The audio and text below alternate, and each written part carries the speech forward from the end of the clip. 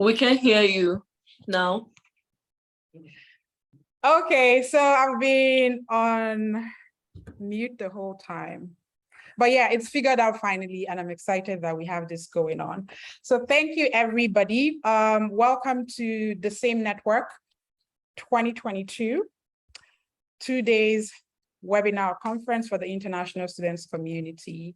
My name is valeenovarah, and I'm going to be your host for today. Thank you to everybody that's been communicating and engaging in the chats. You guys are amazing. So I'm going to go ahead to start from the very beginning and walk us through how today's event is going to go. I believe all the speakers are already here, so that is exciting already. Let's begin.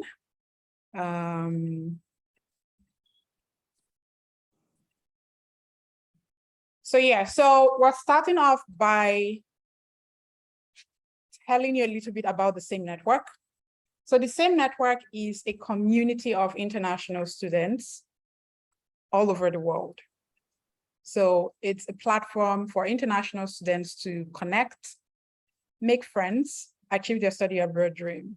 Our mission basically is to create a community for international students to connect, network, and achieve their study abroad dreams, both academically and professionally.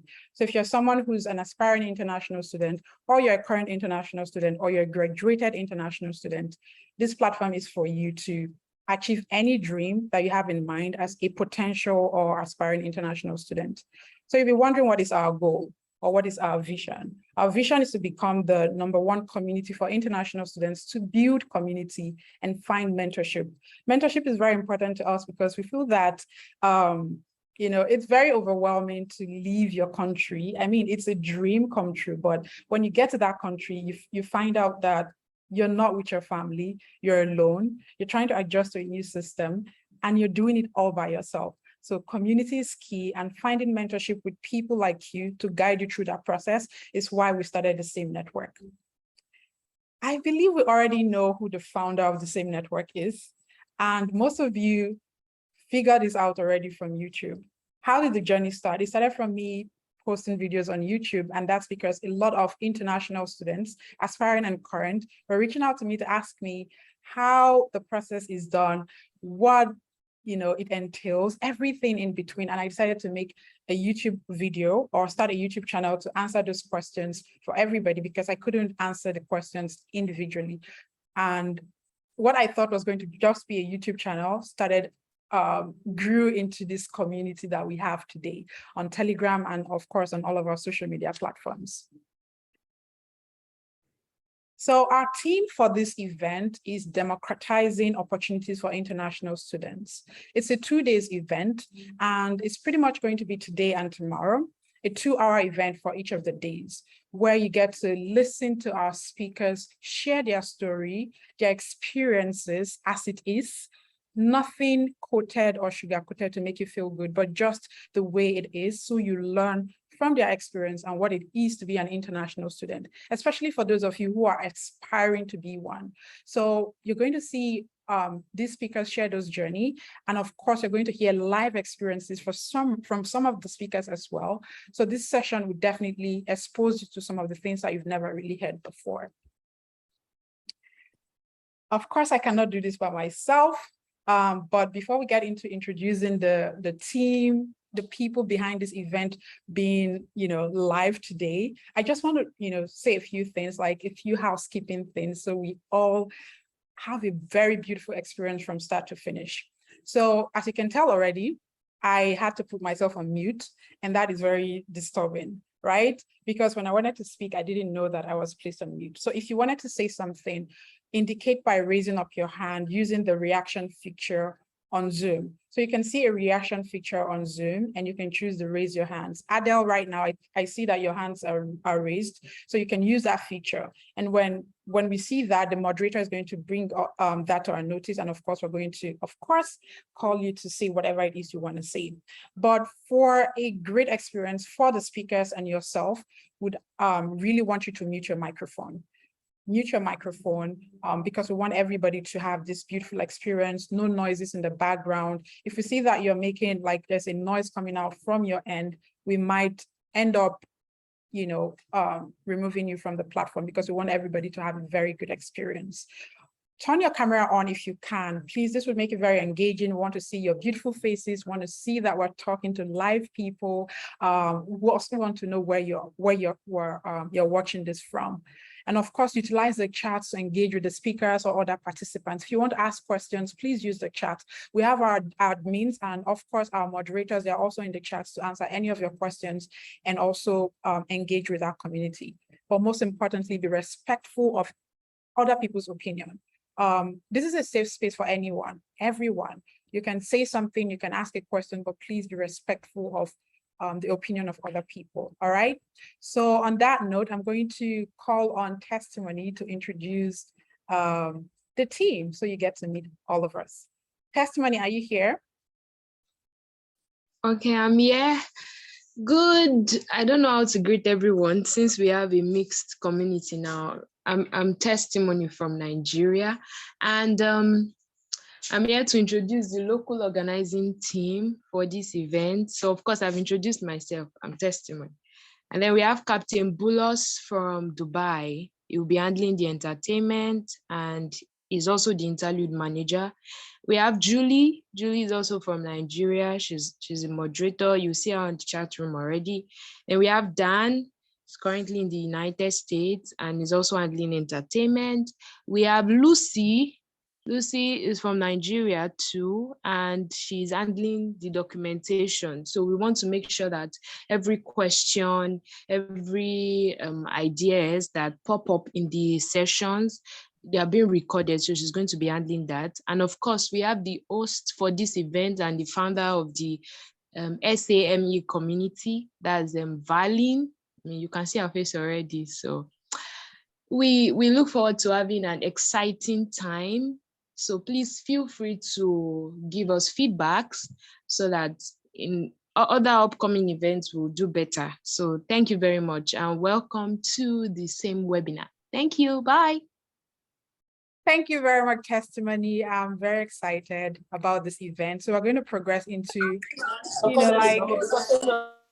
someone, please, can you mute your microphones, please? Thank you. So let's get to meet our speakers. So we have a 2-day event. So today's day 1. And for today's event, we're going to be, which is centered on aspiring international students, but I feel like this is also beneficial for current international students who have families back home. The knowledge you gain from this session would help you serve your family and your friends better. So we have Georgina from the United States of America. If she's here, please let us know, just indicate, say something in the chats. We also have Irene. She's from Canada, and she's in Canada, by the way. We have Azizat, who is in the United Kingdom.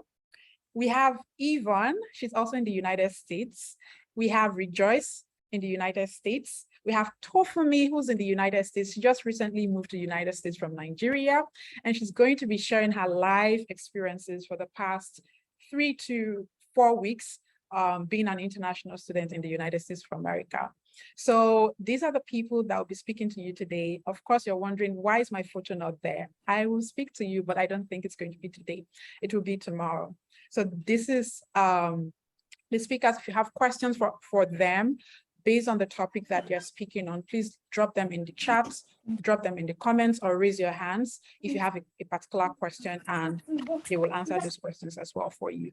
So we're going to move on to the first speaker for the day. So we're going to do, hello?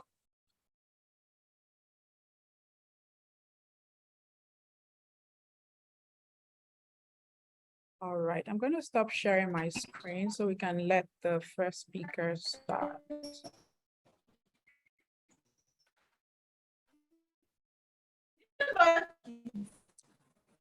Do we have Georgina here? And if you can, please change your Zoom name so that we can easily identify you by your names. Hello, everyone. Okay, so we have the first speaker here. She's going to, okay, great. please, if you can change your names on Zoom, it would be very helpful to us so we can easily identify you and call you by your name.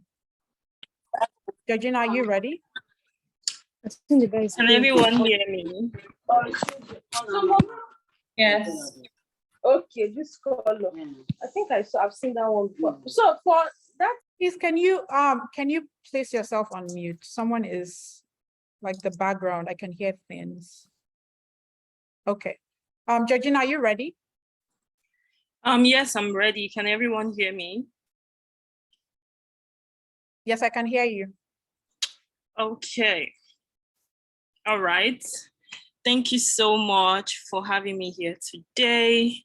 And I'm so excited to be here to share both my experiences and some tips about graduate school and graduate school application. Can you all hear me?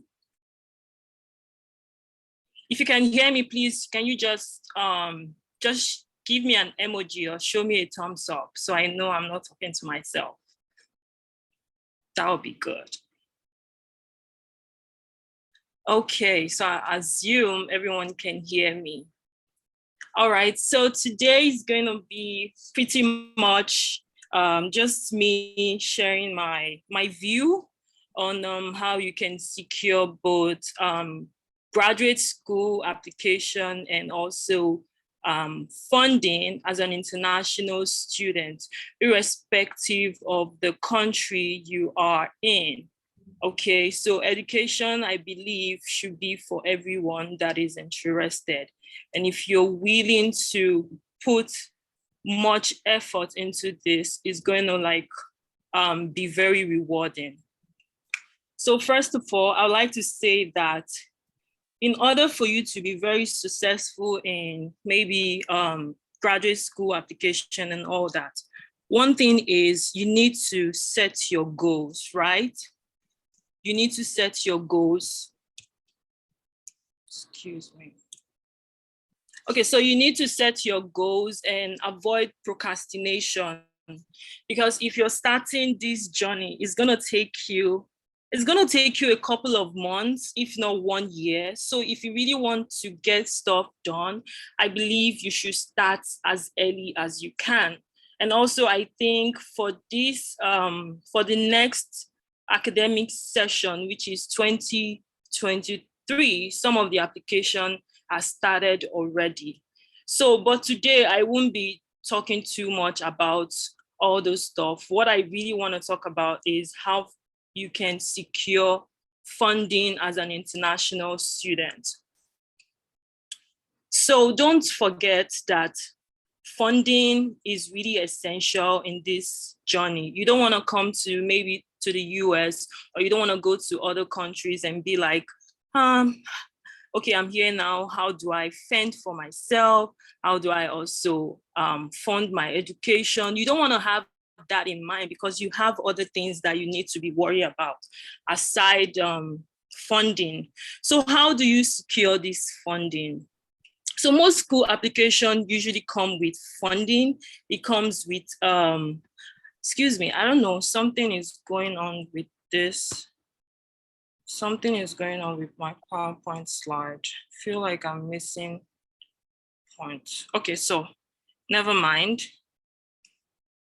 So when it comes to funding, what I would say is that in order for you to get funded, you have to put much effort. Like I said earlier, you have to start your application. You have to have all your essential documents. It is one thing to have all those documents in hand. It is another thing to make those documents very competitive.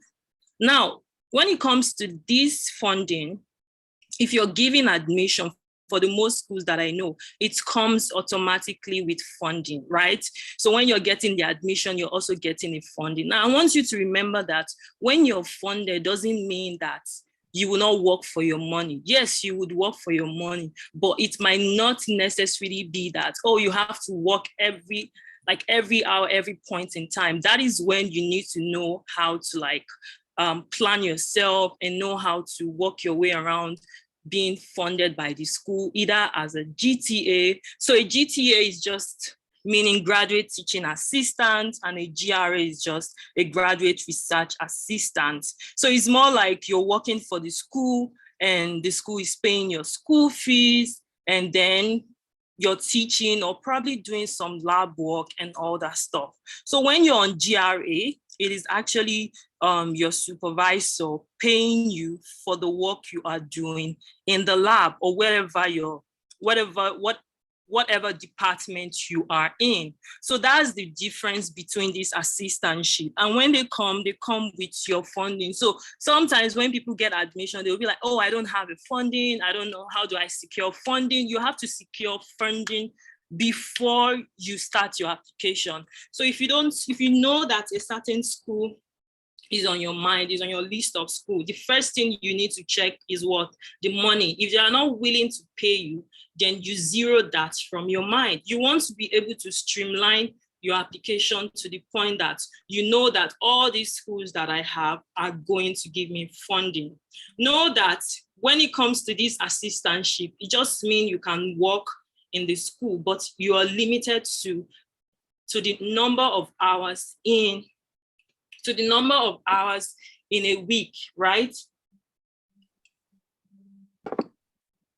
Also, you cannot work outside of the school. So another thing that I used to say to my friend is when you're applying to school, also look for some fellowship that are hidden. Some of them are hidden and you won't even know about it. That is when you need to be able to navigate your way through the application portal, through the admission of the school's website. So you need to be able to navigate your way, especially for first-class students with power research experience, laboratory skills. Those are very important and can make you very competitive. So I call this fellowship free money because they come, you don't have to work for it. Sometimes it comes immediately with your assistantships, and sometimes it comes after that. But always try to apply. I mean, you never can tell. You might be one of the chosen, the lucky winners of that particular money. So it's just a free money. You don't have to, but I think it's usually taxed. You don't have to work for it. You just put that in your account and just enjoy life as you want. If you know you can hear me or you have questions, please drop them in the chat and I'll try my possible best to answer you. So another thing that came to my mind when I was trying to give my talk for this meeting was, okay, what if you have a situation whereby some student, I won't say you are not competitive enough, but maybe you don't have the prerequisite, they are not so solid. What do you do? So that's one thing that I would also like to emphasize on, is that you can come to the US, but the thing is you have to be able to critically think about how you can come and what would make you achieve all those things you've had planned. So another important thing is international student loan. In my slide, I will be sharing with you all a couple of international student loan organizations that I have. Please go through their websites and look at what their requirements are. Some of these people are willing to sponsor you, and you can also get scholarship from this international student loan organization as well. So another important way in which you can fund your education is if you have someone that is willing to sponsor you, either your family member or your parent, they are willing to sponsor you, then you are on the right track. Okay, so another important thing that I want to say is when you're shooting for this funding, make sure you are shooting for a full funding. Even if they told you, oh, you've been awarded this assistantship, make sure you read the admission letter properly. Because if it's not full funded, I'm telling you, you might not be able to pay for the remaining balance. You don't want to be looking for how to pay your tuition and also trying to study at the same time. It is really bad. It is bad. So don't do that. Make sure that it states on their website that our graduate students are always awarded assistantship that covers their tuition and living expenses. Those are the keywords that you need to look out for. All right, so I'm going to talk to you about, I hope you can see my screen though. I hope you can see my screen. Is everyone? Oh, okay. Excuse me, just trying to. Okay, so another thing that I want to talk about is your graduate school application.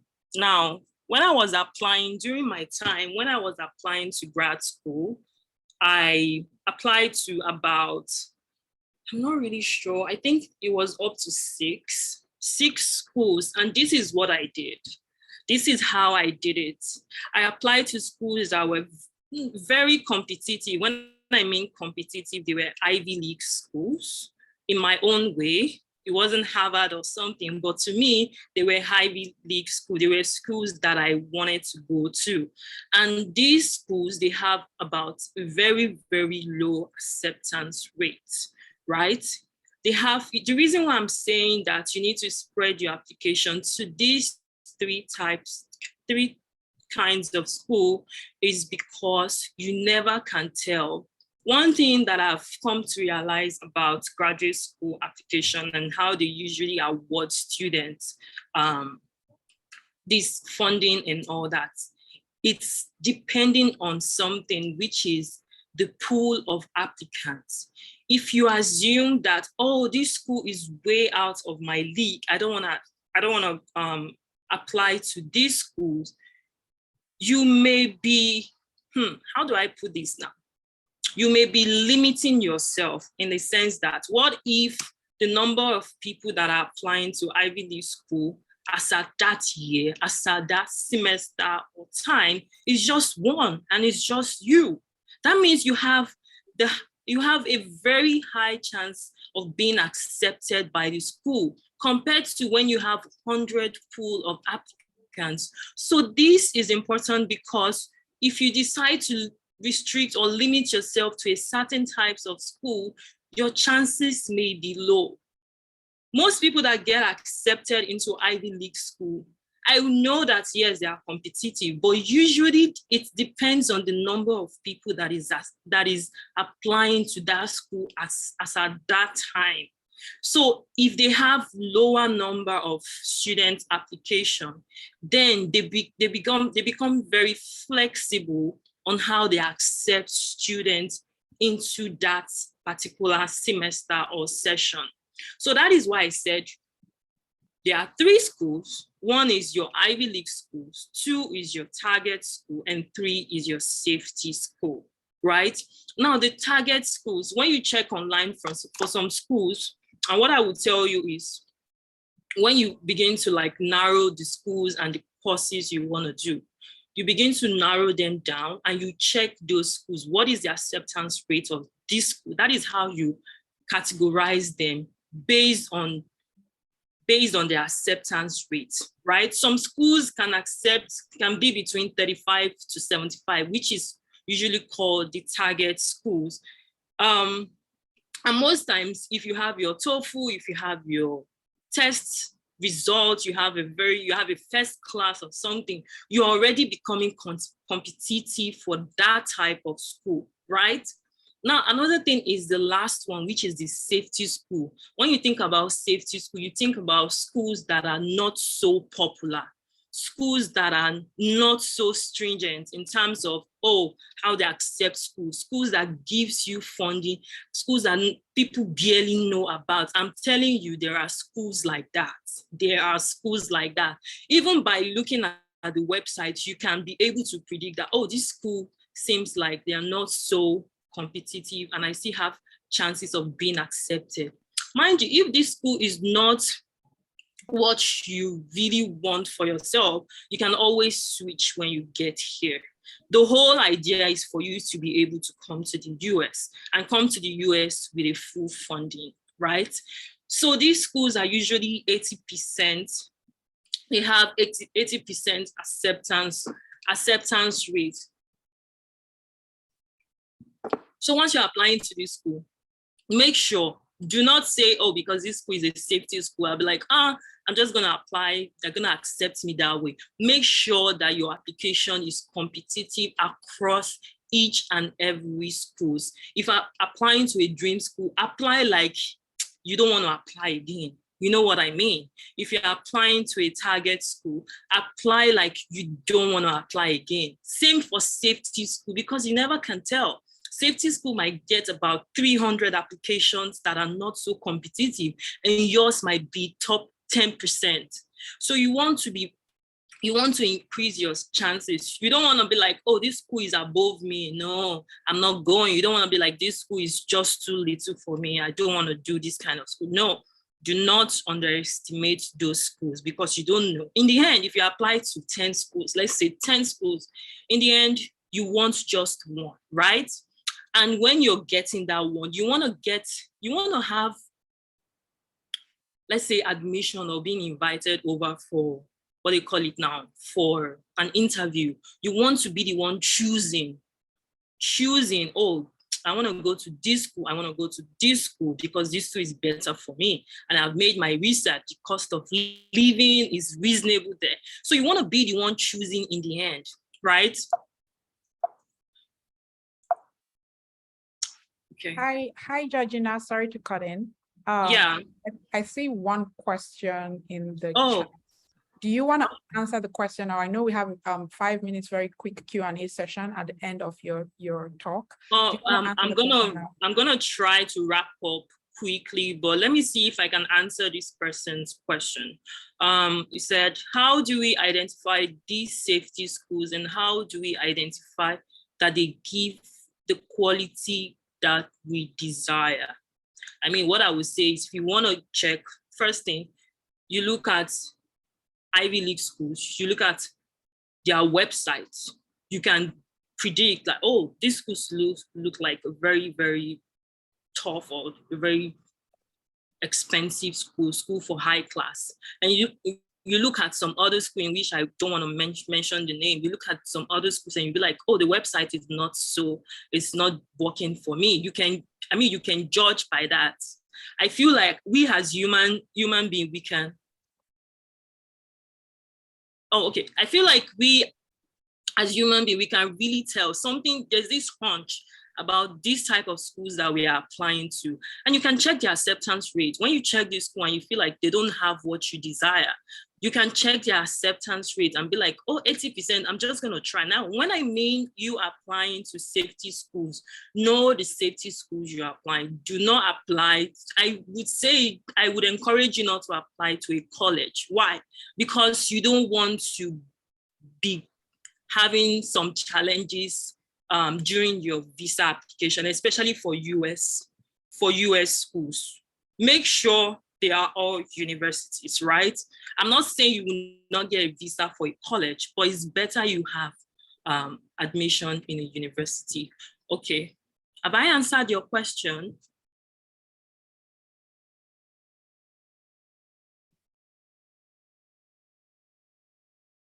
Okay, so I'm just gonna move ahead. Okay, so another thing is, oh, why is this?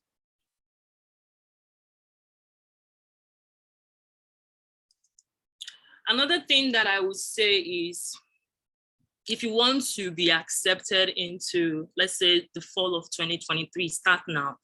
Start now. If you want to start emailing PIs, supervisors, or whatever, start doing them now.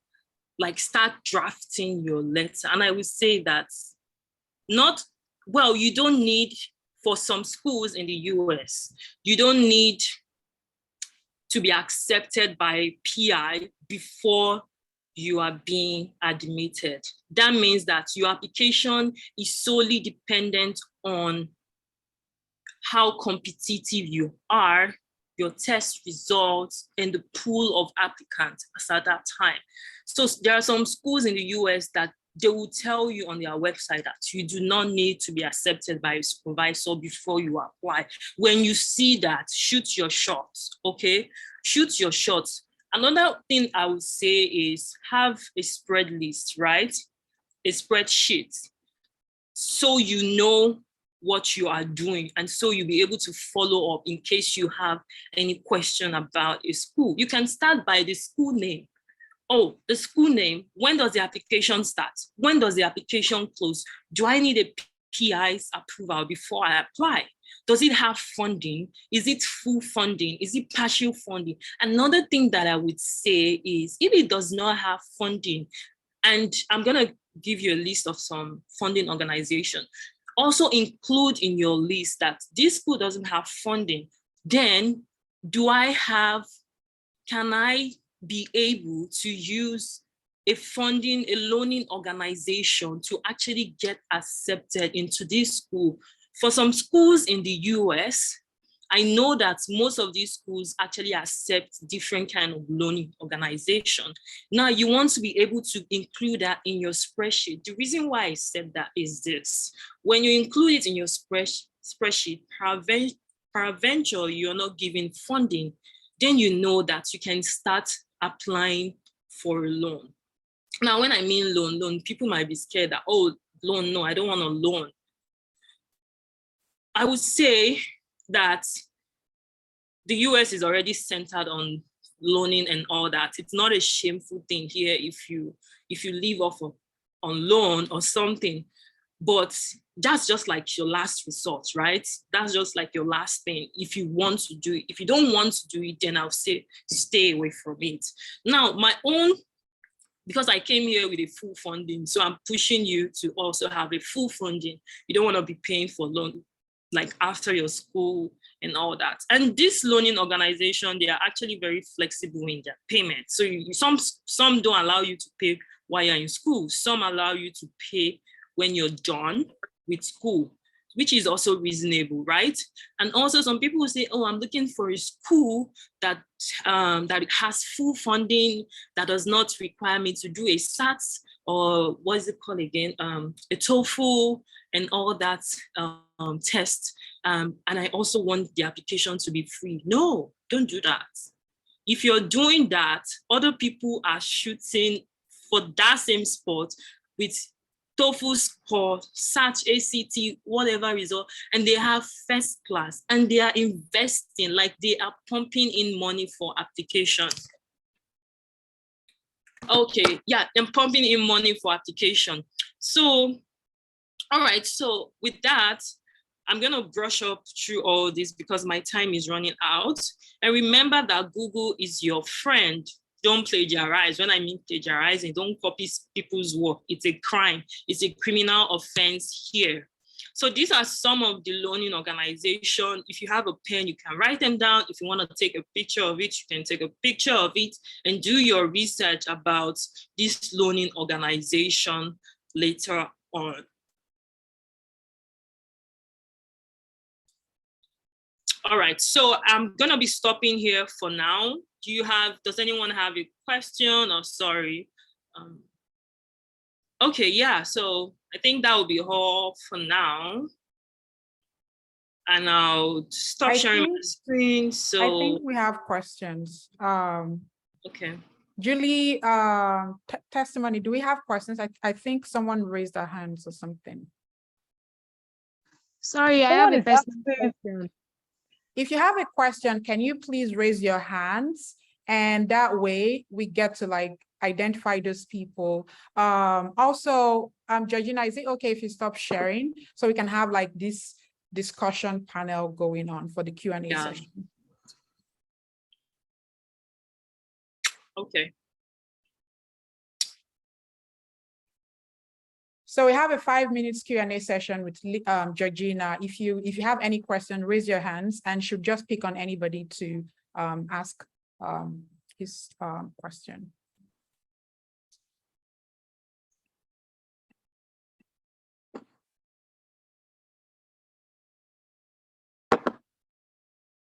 Who has a question?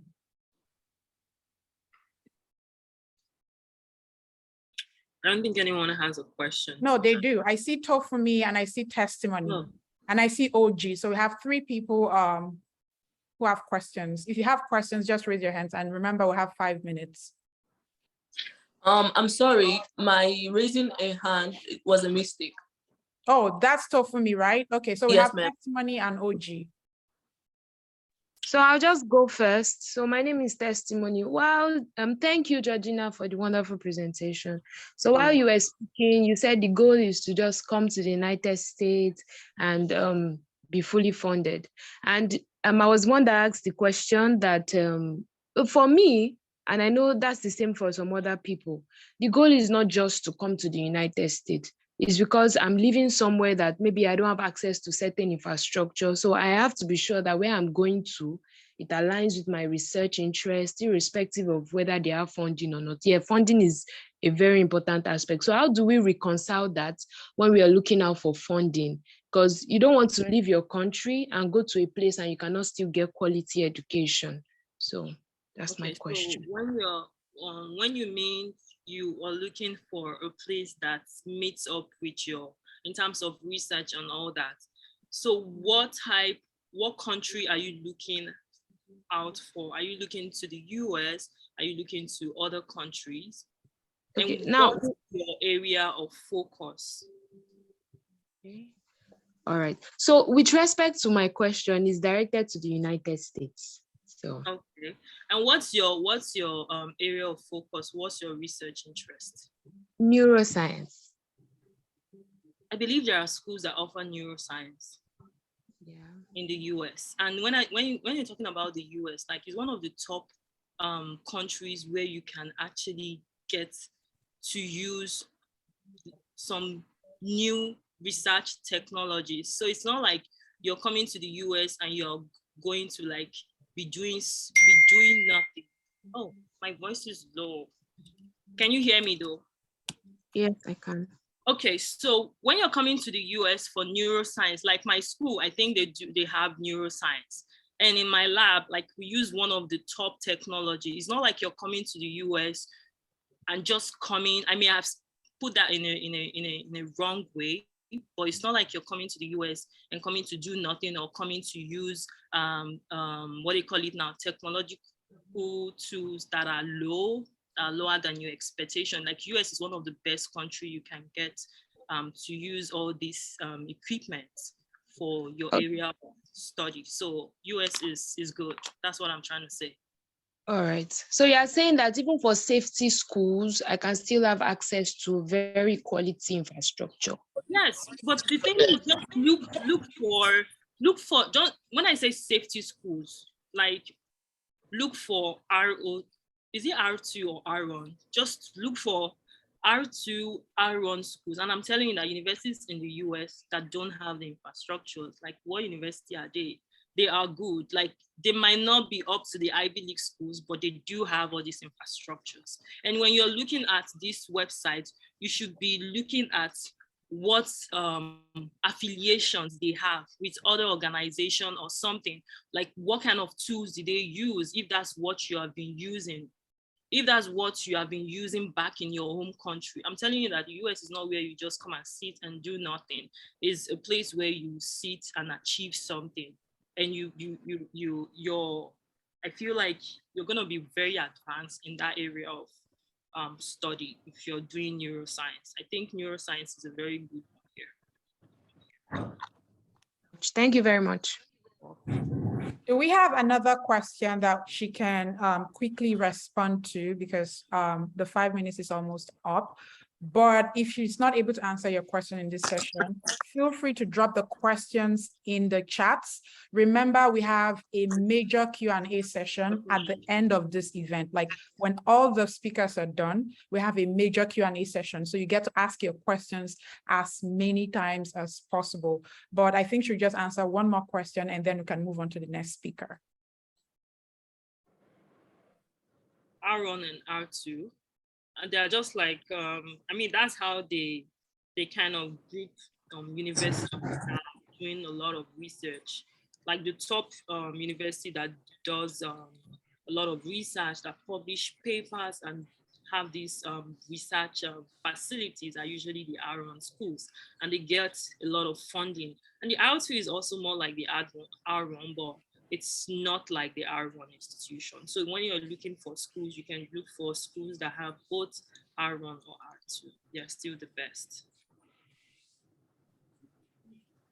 They rate them in terms of the interest. Yeah. So I think you can answer OG and then we can move on to the next speaker. Not seeing all this. OG, what's your question? Okay, good day everyone. Can you hear me? It's a little low, but if you're asking a question, please tell us your name, and if you can put on your camera, it would be good so we place a face to the name, and also tell us the country where you're watching from, and then you can ask your question. Okay, I'm sorry, I'm a little under the weather. I I can't speak out so much, so please pardon my voice. My name is Edu. I am watching from Burkina Faso. I think I dropped that in the comment section before. My question is it too late to apply for schools for the spring session? And then what are the chances of, how do you look out for schools that accept low GPAs? And would that be a factor for admission denial? Yeah, thank you. I'm understanding you right. Yeah. You're asking if it's too late to be admitted to the spring. Is it with funding or without funding? With funding. Okay, so with funding, the chances are pretty low because most of the time schools award funding every academic session, and that is usually fall. The only time that I feel or I think that the spring semester can work for you is if you actually have been accepted by a PI who is willing to fund you immediately you resume. And another downside to applying to school for the spring now is, I don't know how it is back in Burkina Faso, but one thing I know for sure is the visa application can be challenging sometimes. It might take a while for you to actually get a date and then comes, because spring should start by January for my school, January ending. Okay. Yeah, if you want funding, I would say give yourself a duration of 1 year, start your application within 1 year, and so you can be very much organized. Okay. Yes, right. you I think have. The other one, I was talking about the GPA and how it affects being admitted. so. OG, I'm sorry to cut in, but like that question, just keep it together. That question will be answered in the major Q&A session, so we can progress to the next speaker. So our next speaker is Irene Akomagba. I'm just going to go ahead to read up, just a brief about who she is. And if you're following us on our social media pages, you already know that I shared some brief bio about Irene, who's our next speaker. So Irene is, give me a minute, this phone is giving me some headache. Irene is an IT tech business analyst with a BSc in Information Communication Technology and an MSc in Computer Science from the University of Calgary, Canada. She's passionate about technologies, innovation. She's also a short story writer and a motivator. So this is Irene, and I just, open the floor for her to share with us what she has for today. Hello, everyone. Just 1 second. I don't use Zoom very often, so I'm trying to figure out the sharing of screen thing. Okay. Everyone's in my screen. Yes, we can. Awesome. Thank you very much. It's so lovely to meet, and I guess hear from the first speaker, and to meet everyone generally. We're very excited about speaking here. So my topic of today is changing from one course of study to another, the odds and possibilities. So I know focus for today is going to be aspiring students, but I'm just going to touch slightly on, I guess, people who are already, like, I guess, in school or already started their program. So but then focus will just be aspiring students. Okay. Okay, so what is my agenda today? I'm gonna, I guess, just a brief introduction. We already know what's going on and what the topic's about. I'm gonna talk about why people actually do want to change their course of study. What are the possibilities and what you need to know before you make your change, how to make your change, and then Q&As. And then I added just a couple of links or resources if that's something that anyone actually wants. So my introduction, I think where I wanted to start with, so we already know what the topic is changing your course of study. So one thing I want to start off with saying is that I guess for international students, people who are applying to come to Canada, I'm going to speak to Canada because that's really what I'm generally used to, but Canada or the US, or in fact, whatever country, if you're applying and you've discovered that, okay, the course you've applied for is not the course you want to do, what I want to start off with saying is there's nothing to panic about. It's not a unique situation. You're not the first person who would have that concern. A lot of people have had that concern. In fact, a lot of people have had the concern where they've moved to the country where they're starting school and they realize that this is not for them. This is not the course that they want. And then they want to change it. Another thing is, even statistics have shown that a lot of people will change their mind about their course of study, and that's okay. So that's what I just want to start off with saying. So there's nothing wrong with you if you decided that you want to change your course of study. So just to give an example of why people want to change their course of study. So I'm going to talk about it from two different perspectives. So professional and then personal reasons. Professional reasons is, okay, so you've decided that you want to do a particular course. I'm going to give examples, say, computer science, because that's what I studied. So you've decided you want to do an MSc in computer science, a general one. But then now you've realized that, oh, wait, after much study, much research, you realize I actually don't want to do an MSc in computer science. I found a more specialized area I'm interested in, let's say IT business or cybersecurity or something else. So that's one reason why people tend to change from one course to another. Another reason why people tend to change is in terms of a professional point of view is when you think about it in a long run, you just don't see yourself pursuing a career in that particular course. Because the whole point, if we're being honest, of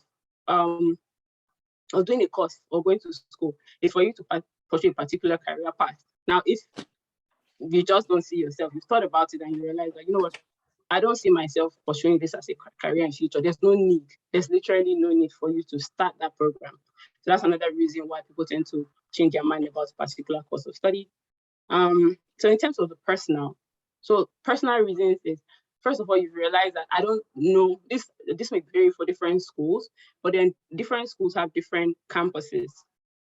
So depending on your school, that's one example. Different schools have different campuses for their different courses.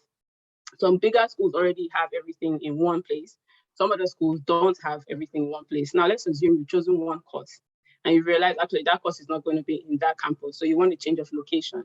That's a personal reason why people would want to change from one course to another. Another thing is you just realize, or you've envisaged, which is okay. That's now I'm going to be unhappy with doing this course. You check the course outline, you check the workload, and you realize that this is not something that I'll be happy doing. And as much as career is the end goal of education or research or whatever it is, you also have to enjoy what you're doing in terms of school for you to thrive in school. So that's another reason. So personal reasons. So what are the possibilities? So like I said before, focus today is you haven't started your program or you haven't moved into third country, but I'm going to also touch and you have started your program. So you haven't started your program. That's great, because honestly, it's easier when you've not started your program. It becomes more trickier when you've actually started your program. So if you've not started your program, there's a whole, the I know we talked about funding and all of that. And in as much as I want to say the world is your oyster, where you can change your mind at any point in time, but obviously there are considerations. Admission period, is there opening for your program, those kind of things. But if you've not started your program, you are still able to apply for a new program. And well, we can't, if I consider the intricacies of funding and all of that, it makes that a little bit more complicated. But you still have that, at least you still have the choice of on accepting or rejecting the admission from your current program and then applying to a new program.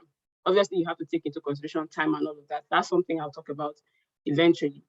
So if you have started your program, like I said, that is trickier, because what that means is that you've already applied for your visa, and your visa is usually tied in Canada. I can't say for sure for the US, but your visa is already tied to like a particular program, a particular school. Then you have to now like meet your requirements for your study permit and all of that before you can actually change your program or your course. So if you do have any questions, just keep them in the chat as I go, because I think I tend to talk really fast. So I've talked about the possibility. So it's definitely possible. It's not a do or die kind of thing where you've gotten into one course and you have to be stuck there forever. It is possible, whatever way. Just one case has, it's a bit more trickier. Okay, so what do you need to know before you make your change? So there are things that you need to actually think about really.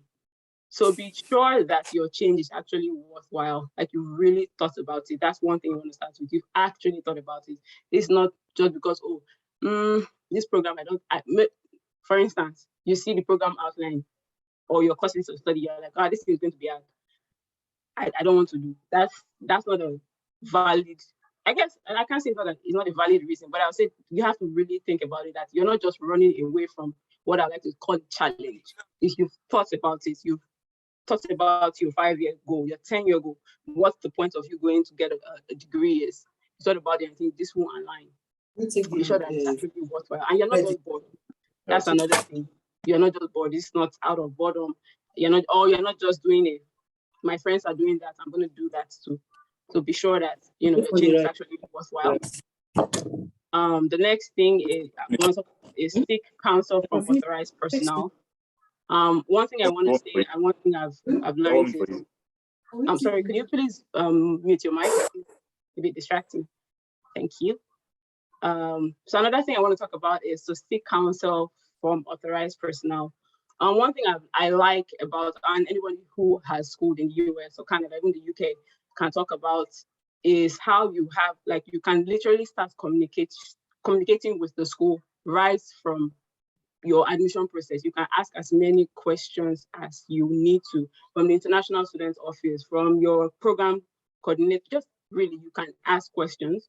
That's one good thing. So you can, before you make up your mind to make that change, you should definitely seek counsel for people who are already in that program, for people who are in a similar career path. I think that's the advantage of networking and groups like this. You can ask questions. Okay, what do you think? This is what I want to do. Do you think it's a good idea? Do you think I can do it? Do you think I should do it? Another thing is to ensure that your new program is accepting candidates. This is so important, because you can't decide, okay, I'm no longer wanting to do this course and move to a new course when you don't even know if you will get admission in that new course. So like the first speaker was saying, she was saying, when it comes to applying for admission for some specific school, for some specific programs, you have to have started like a long time ago. Like she said, if you need to apply for September 2023, especially with funding, you need to have started now. So you can't, I guess, in the middle of next year decide, okay, I want to change my program.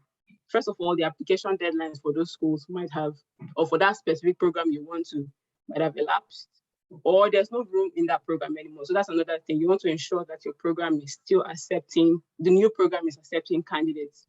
Like that's very important. You need to be sure that you're not going to be stuck, because that's what it is. Because imagine you canceling your old admission and then now you're stuck. You don't have a new admission because there's no space in that program. The other thing I want to talk about is consider the impact and cost. So consider the impact. So there's cost and then there's time. one thing is, if you're being funded, like I said, that's also a bit tricky, because your specific program comes with fund, like it's attached to that funding. Now, if you decided, okay, you no longer want to do that program, now you have to think about, is my new program going to come with funding? Am I able to pay the cost? Is it going to be higher? Is it going to be lower? Is it going to be, like, is this something I can now afford if I'm switching from this program to the next program? Time, is it going to be the same length? Because your one program could be, let's assume you're not even doing a research program. Your one program could be 1 year, but now your new program is 1.5 years, 2 years. You have to also consider all of those factors. Do you also, and I'm just going to touch on, if you're already a student, like you already started your program, would you need to take extra courses when you change from one program to another, like prerequisite courses? Will you need to do that? Will you need to transfer your credits from one program to another? So those are other things to also consider: cost, and then time. And then, so this one, I know focus is for aspiring students, but then the last one I just added for, I guess, for students who are already started their program, you have to maintain your good grade. You can't switch from one program if you don't have, like, your grades aren't good for your one program. You have to actually maintain your good grades for you to switch from one program to another, assuming you already started your program. And then, so how do you make the switch? We've decided that it's worth it. We've decided that, Valen, I see your hand is up. Yeah, so I think they sent you some messages in the chats. Oh, okay. So I wanted you to like direct messages from the team. When it comes to Zoom again, I genuinely can't even see. Oh, okay, you know what? Found it. Okay. Yeah.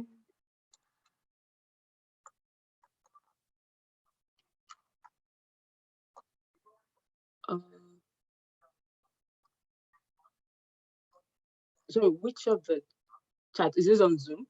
Oh, I also sent you a message on WhatsApp. Oh, okay, because interesting. Oh, okay. Sorry. All right. Okay, I'm very sorry. My camera was positioned awkwardly. Zoom is not my place. Apologies. Can you hear me clearly? Okay, so finally, the last thing I want to talk about is how to make your switch. So you've spoken to your faculty advisor. This is a thing that you decided that you want to do. So on your admission portal, you need to, of course, complete all required aspects of your application for your new program. You have to really like reapply. There's no, like, because your new faculty or your new program has to be sure that you meet your admission requirements. You have to reapply. You have to do all of that. One thing to note, that decision is still up to the receiving department for your application, because you've gotten admission in one program. In fact, very interesting. I know a story of the same department but different programs. It doesn't mean that automatically that you can then just switch. This accepting course has to agree that, okay, you know what, you meet their requirements, they are good to go, before actually accepting you. So the decision is still really up to the department. And if they decide not to accept your application, you actually have to stay in your program. Or the final thing you can do is really, you can withdraw from your program altogether, like cancel like altogether, withdraw, and then apply afresh. That's another thing you want to do. And then if it's accepted, you have to, of course, reject your current acceptance letter and then accept a new one before going on to apply for your visa. So my time is up. So any questions?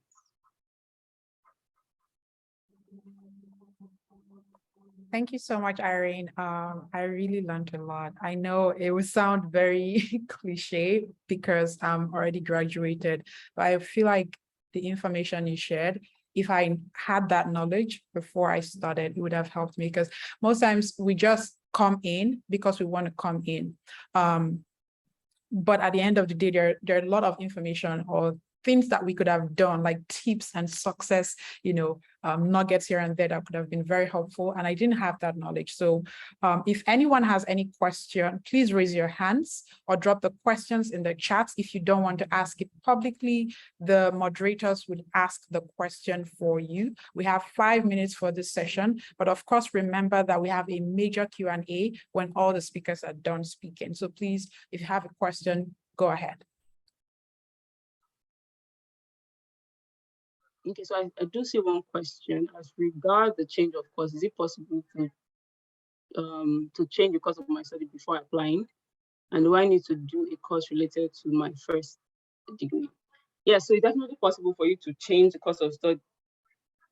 Sorry, when you said before applying, it's definitely possible for you to change the course of study before you apply for your visa. It's actually advisable that you change before your visa has gone, like you started your visa application process. So it definitely is possible for you to obviously change your mind and then change your course of study.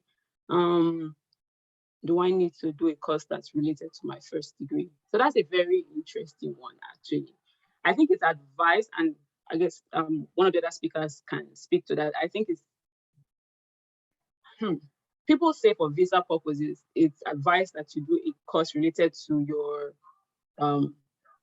your first degree, but it's actually not a hard and fast rule, because I've seen people who did microbiology in their undergraduate degree and then went on to do marketing in their masters. It's not a hard and fast rule, like it's not set in stone. But I think what happens is that when you do your visa application, or even when you apply for your program, you then have to, your statement of purpose, depending on what school, has to be strong to prove that, okay, there's a reason why I'm changing, and like this is a worthwhile decision if you do admit me into your program. Does that help? Testimony, I saw you have your hands up. Sorry, you already answered my question, because I was going to ask for, let's say, for instance, someone that is in the sciences, you now want to do a master's in business administration. How do you reconcile that? So I think you've answered the question. So thank you. Any other questions?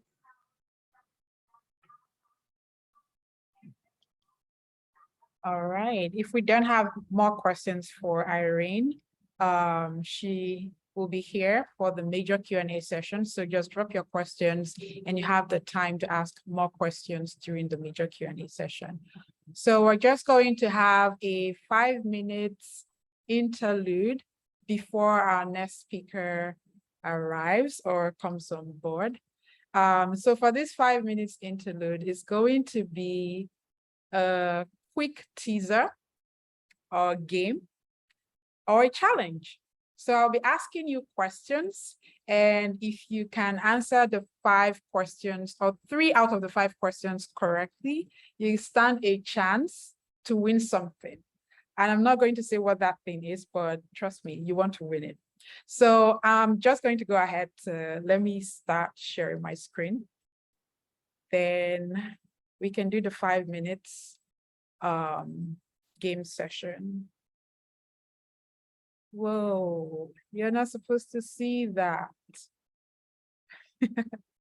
Okay, so the first question I have is, please, can everybody turn on their video? I just want to see your faces. I know you have very clean photos.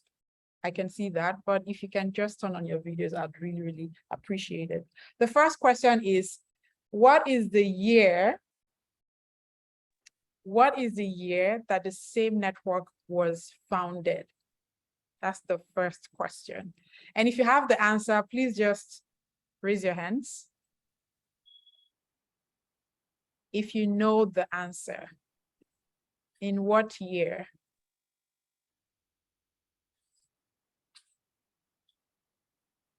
I don't know if I'm seeing everybody, but let me stop sharing for a minute. If you know the answer, let me know.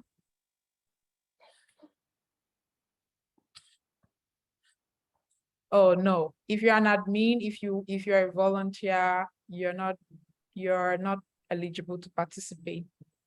That would be cheating. Who else? Oh, so nobody has that answer, right? Okay. Should I move on to the second question? Oh, DeBrian. Okay, DeBrian, you want to answer the question? Okay, DeBrian, you can go ahead.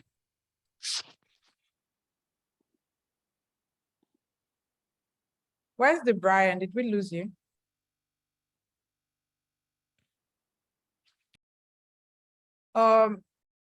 Oh, Azizat answered 2021, Elizabeth 2020, DeBrian, I think it's 2019. Oh yeah, I forgot. Thank you, testimony. I forgot that people were actually using the chat. So if you want to use the chat, go ahead to use the chat. Vincent 2019, Emme Ekanem 2016. Any more answers before we move on to the next question? Okay, let's move on to the next question. The next question, how many states do we have in the United States? I see you, Rejoice. You're not answering. You're not going to answer that question, Rejoice. You're a speaker, you're here. MM 50, Okpe 50, 56, Azizat 56. More answers, you guys. Okay. How many states? You want to come here to study, right? You want to come to the United States. You want to go to Canada. You want to go to the UK. How many states do we have in the United States? Promise 50, Zoe 52. Annie says 50. So that's the second question. Any more answers before we move on to the next question? Okay, so the next question, I know testimony will tell me now, Valine, you're up. I know we have 5 minutes for the session, but yeah. The next question is, what is the name of the first speaker that we had today? Oh, my time is up. So I'm gonna ask 3 questions. What is the name of the first speaker that we had for today? And testimony is like, exactly, your time is up. She's not smiling at all. Azizat says Georgina. Any more answers? My time is up. Georgina, Chukudumim, Vincent, Abigail. Okay. Georgina, that's okay. It'll be very annoying that you don't remember your speaker's name. So be very attentive, like we said. You have something attached to this. And I'm going to call the winner of this segment during the next interlude. But let's move on to our next speaker. Our next speaker for today, testimony, who do we have in line to speak? Yvonne, you're speaking with us. Yvonne. So our next speaker is Yvonne. Before we get Yvonne on board, I'm just going to read up a short bio of Yvonne. If you're not following us on LinkedIn or on all of our social media platforms, please do so, because we did share this information on the platforms, on all of our social media platforms. So yeah, so Yvonne is here. You can see her already, but let me just, introduce Yvonne to you. Yvonne is a communications professional with years of experience working for clients in the financial services industry. She's passionate about technology, financial inclusion, and rural development. She graduated from the University of Benin, Nigeria, and is currently studying for a master's in communication in the United States of America. I'd like to know what university you are studying, Yvonne. We don't have that information, but I believe that you give us that information as you continue with your session. She's going to be speaking on the topic, why studying for a degree abroad is important for your career. So Yvonne, over to you. We're happy to have you here today. Thank you so much for making it.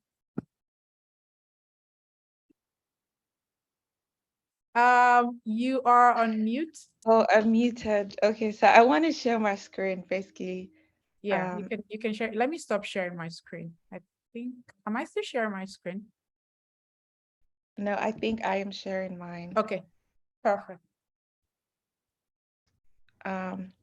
But how do I want to share it in a way that I just don't see my slides. Like I want to see like the chat. I want to see the Zoom meeting, but then I want to share my slides. Oh, like Is that possible? Because like you usually want to I'll just see share my slides. the participants, but also see the slides. Yes. Because that was the issue I was having when we started. Like I was trying to figure that out, but it gave me like, can you try sharing your screen? Let's see what's gonna happen. Okay. So I am sharing the entire Are screen. you sharing already? I started sharing now. Oh. So like, can you see my screen now? Oh, you can only see your screen now. Yes, but can you see my screen? Yeah, we can see your screen. Can you click on maybe present?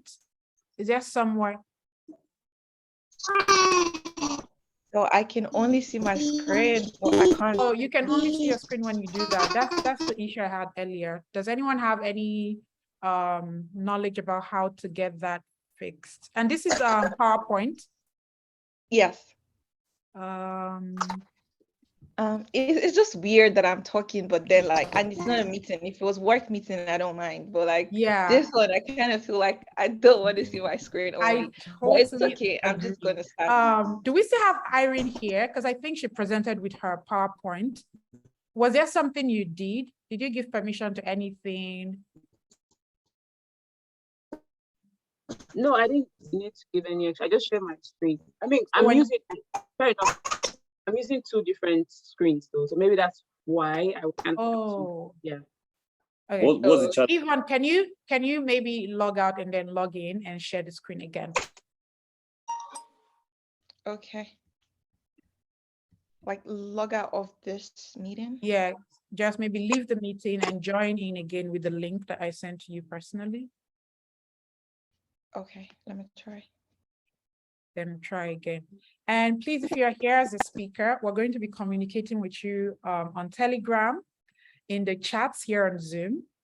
So please, as you present, just take a minute or a second to check your chats or your Telegram, depending on the platform that we've been communicating, or even your text message, because we're going to be keeping up with you for the time and just to ensure that you're optimizing the whole experience. So okay. Yeah, while we wait for Yvonne to come back. So the first question, if you're back, Yvonne, let us know. The first question was, what year was the same network found? Oh, she's back. Yes, I'm back. So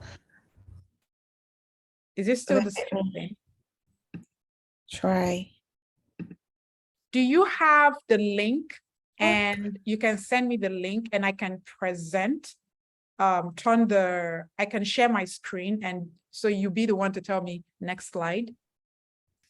Okay. Something like that. Annie, you have something to say? Let me try this one more time. And if it doesn't, then I'll sure.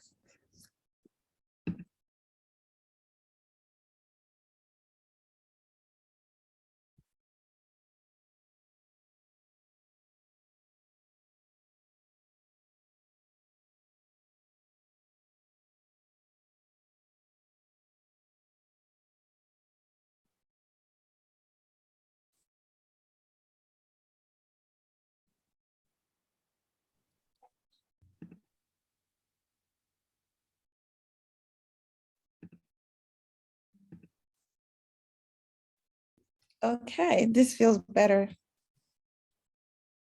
Did it work? Yes. Can you hear me? Okay, can you hear me though? Yes, I can hear you. Can we all hear Yvonne? Yeah, so it worked actually. How do I now go back now? Because you want to put me the arrow will take you back. Then the arrow at the very end will take you forward. Cool.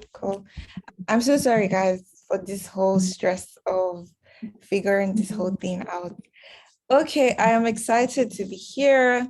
And I'm just going to talk through my slides right now. If you have any questions, you can let me know. So yes, I started my slide with this statement. It all starts with a dream, because that is how it starts. Basically, like you wanted to study abroad and just go after the things you want, usually starts with a dream. And I believe that you just don't dream, but you also have to put the work, but it also starts with a dream. To my next slide, this is me. I can be very goofy and I play a lot and I'm very unserious. But my name is Yvonne. I have my bachelor's in English. I'm currently doing my master's in communication at Texas Tech University in a white-dominated city called Lubbock. I'm antisocial and I'm an introvert.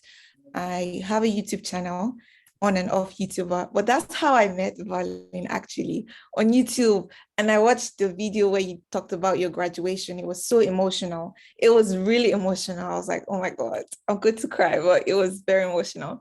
I love traveling and I love eating good food. Like you can sell me with food, like you can literally win my heart with food. Also, I'm just a girl living life one day at a time. That's my mantra. One step at a time and one day at a time.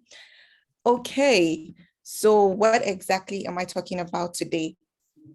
I'm pretty much going to talk about why studying for a degree abroad is important for your career, right? And I'm able to talk about this because of how I have experienced it, right? So everything in this slide is basically just from my experience and how like studying abroad has impacted my career.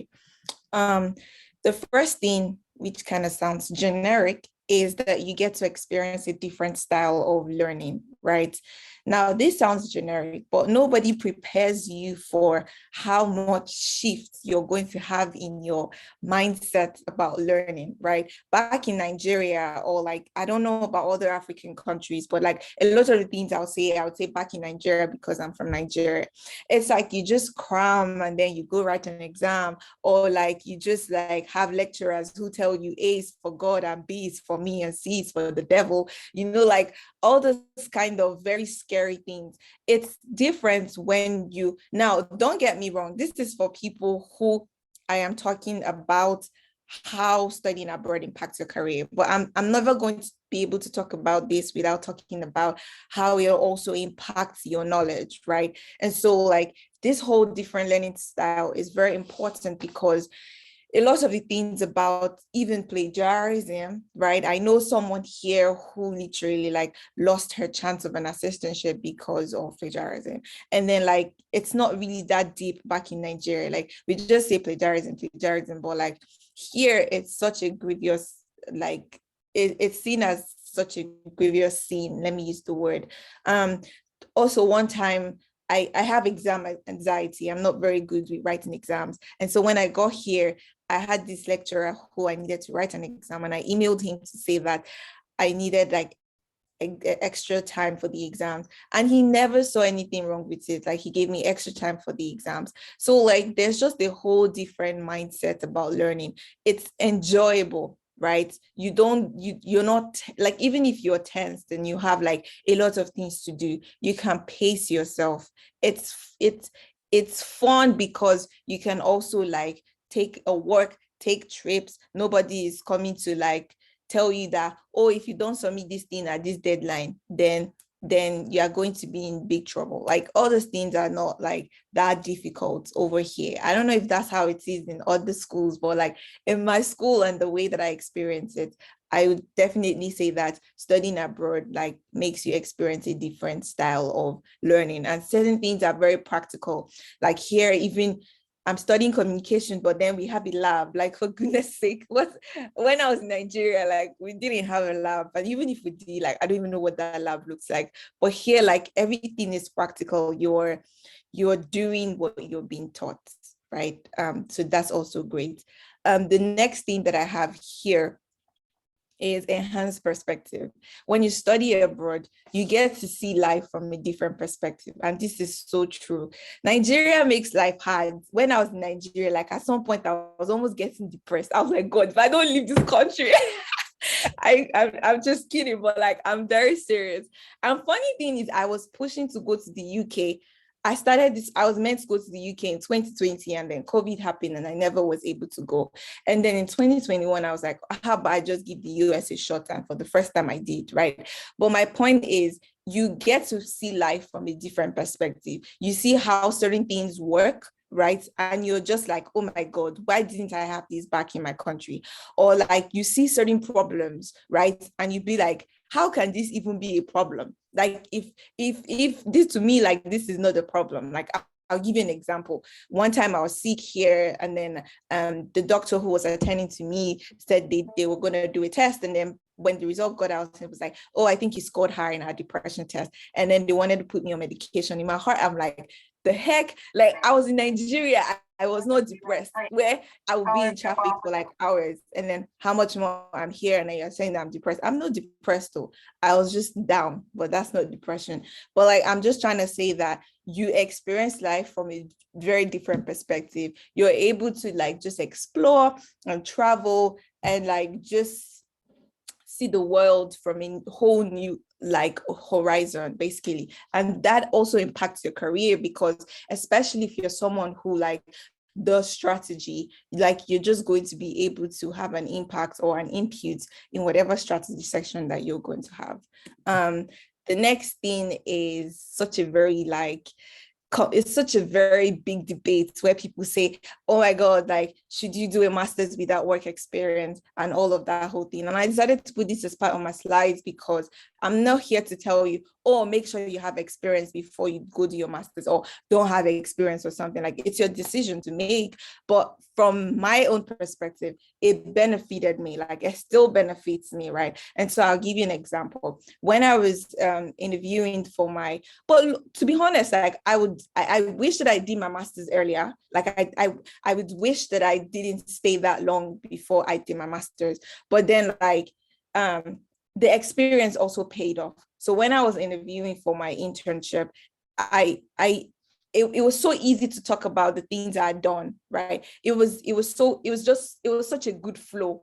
And so like, even when you apply for internships, all those ATS system, with your experience, you can be able to put certain keywords and certain things that you say, oh, I did this, I did that, and blah, blah, blah, blah, blah. And nobody just tells you about that whole, oh, they say your experience don't matter when you move to a new country. That is not true. Your experience actually really matters. And nobody really tells you that these people also want your input in their organization. So for me, I would say that it is very beneficial to have work experience before you go for a master's. Like, else you want to be in academia, like you can just say, oh, once I'm done with my undergrad, I want to go do a master's, and after a master's, I want to go do a PhD, and then you just follow that line. But if you're someone who wants to like have industry, like you want to work in the industry, then I would say that even if it's 1 year experience, even if you're going to use your NYSC to work somewhere, and don't go and do teacher job that they post you to go and do, but like even if you volunteer somewhere, and then you say, oh, I'm going to volunteer as a product marketing person in this organization, like whatever it is, just make sure that you have at least some experience before you go for your master's. Because the thing people don't tell you is, yes, it's great to want to study abroad, right?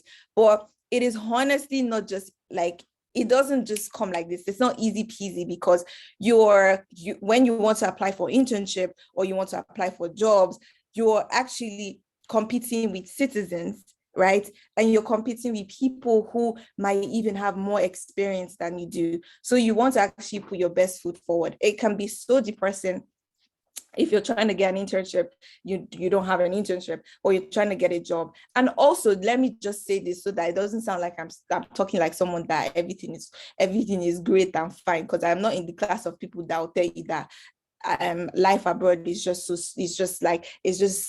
life is so good. Hey, let's be guided. But I'm just trying to say, I think my dramatic side is coming out, but sorry about that. But I'm just trying to say that make sure that you always put your best foot forward. And the way to put your best foot forward is to have a little bit of experience, right? That's pretty much be that one. The next thing I would say is opportunities and money blessings times 2. You know that Ashake, I really love Ashake a lot. But that part where he says, oh, I shall be your blessings times 2. Yes, that's it. If you're in this abroad, I can tell you that you might not make money like just doing your assistantship, because you're just going to like be using that money to pay for your fees and like pay for your rent and your utilities and other things. But I can tell you that you're in a land of opportunities because America is filled with opportunities.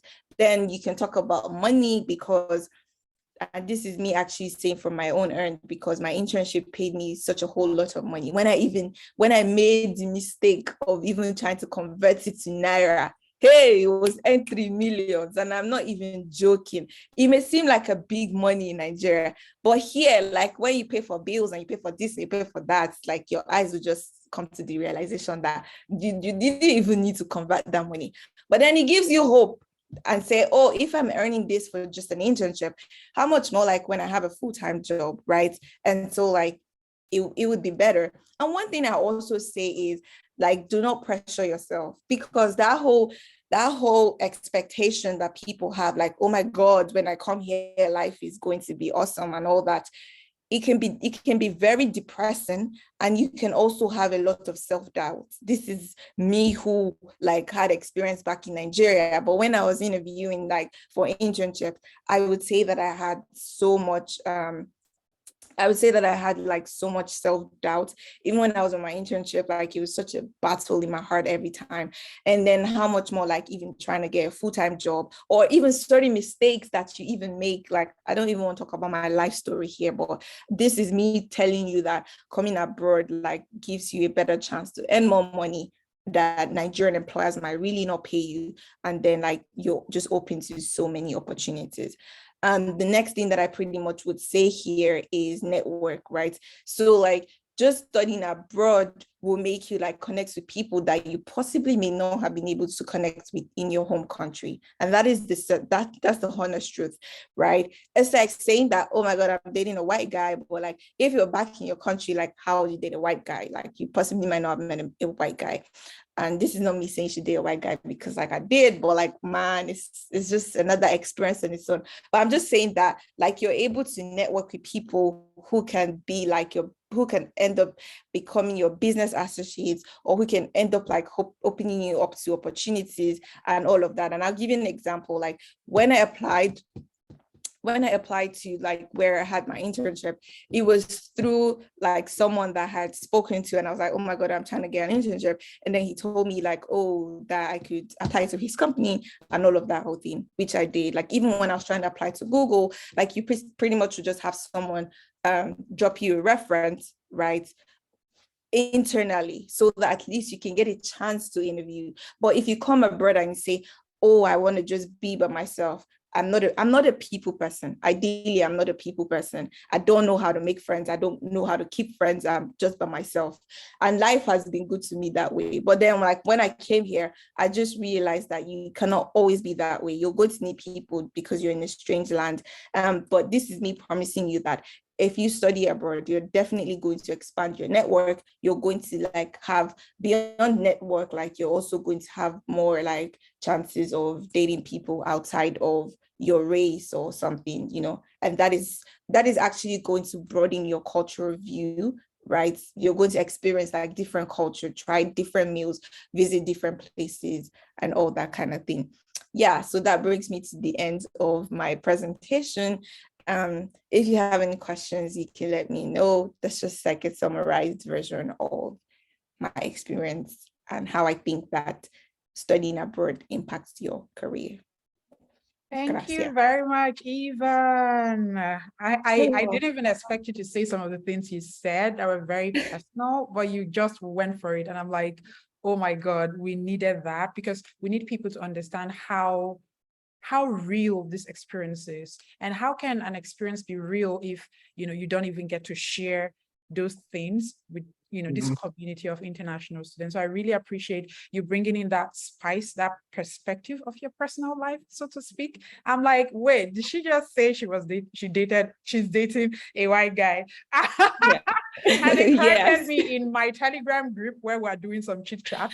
No, she said she dated. So I'm like, please don't come and ask her about the relationship here. That's not what the whole no, that's not what this is about. But I was just saying that, I mean, if you were in Nigeria, if I was in Nigeria, like I would not have dated a white guy. I would not have known certain things that I know about, like personally, just being in their lives. Like, God, yeah.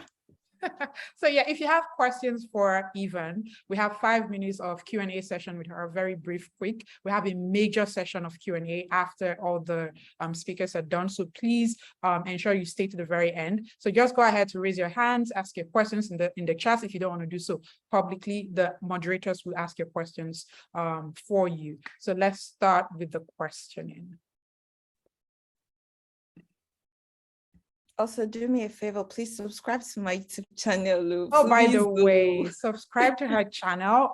We'll also add a link to our social media platforms as well. Follow her on YouTube. And, you know, we are also going to be inviting her to our podcast as well and have more sessions with her in the future as well. But please subscribe to our YouTube channel. Please add the link to the chat as well. Okay. I think, Testimony, you have a question? Okay, yes, I have a question. And I mean, she said a lot of nice things about the US. And it's so, attractive. I even feel like traveling right now. But I've heard a lot of people, they have so much struggles, like so much struggles. And I was just reading through the comments on the Zoom chat, and I saw that people are talking about gun violence, racism, culture shock. So how do we as international students, while, it's a beautiful thing to leave your country to go and learn from, the top best in the world, how do you now resolve those other challenges? Because I have one friend, she said, she was sharing another person's story that even to she's in the UK, by the way, and she said even to go to church sometimes she experiences some form of racism. I'm like, church again, in the house of the Lord. So please, how do you reconcile all of that? So that's my question. That's an interesting question.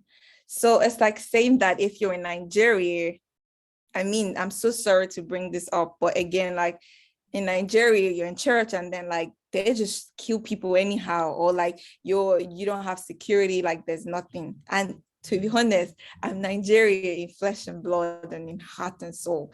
But like ideally, I don't think that anywhere in the world is totally just safe, to be honest. Like there is nowhere that you would say that, oh, there will be no like insecurity issue, or there will be no like certain things. But this is me trying to tell you that if you find yourself in a situation where it's either you're saying that, oh, do I just want to be in Nigeria where I know that I am familiar with these whole problems, or like I'm going to go better my life somewhere while I navigate these problems? Do you get? Because if you decide that there's really nowhere that there are no problems, like there's really nowhere that you're not going to have like these issues.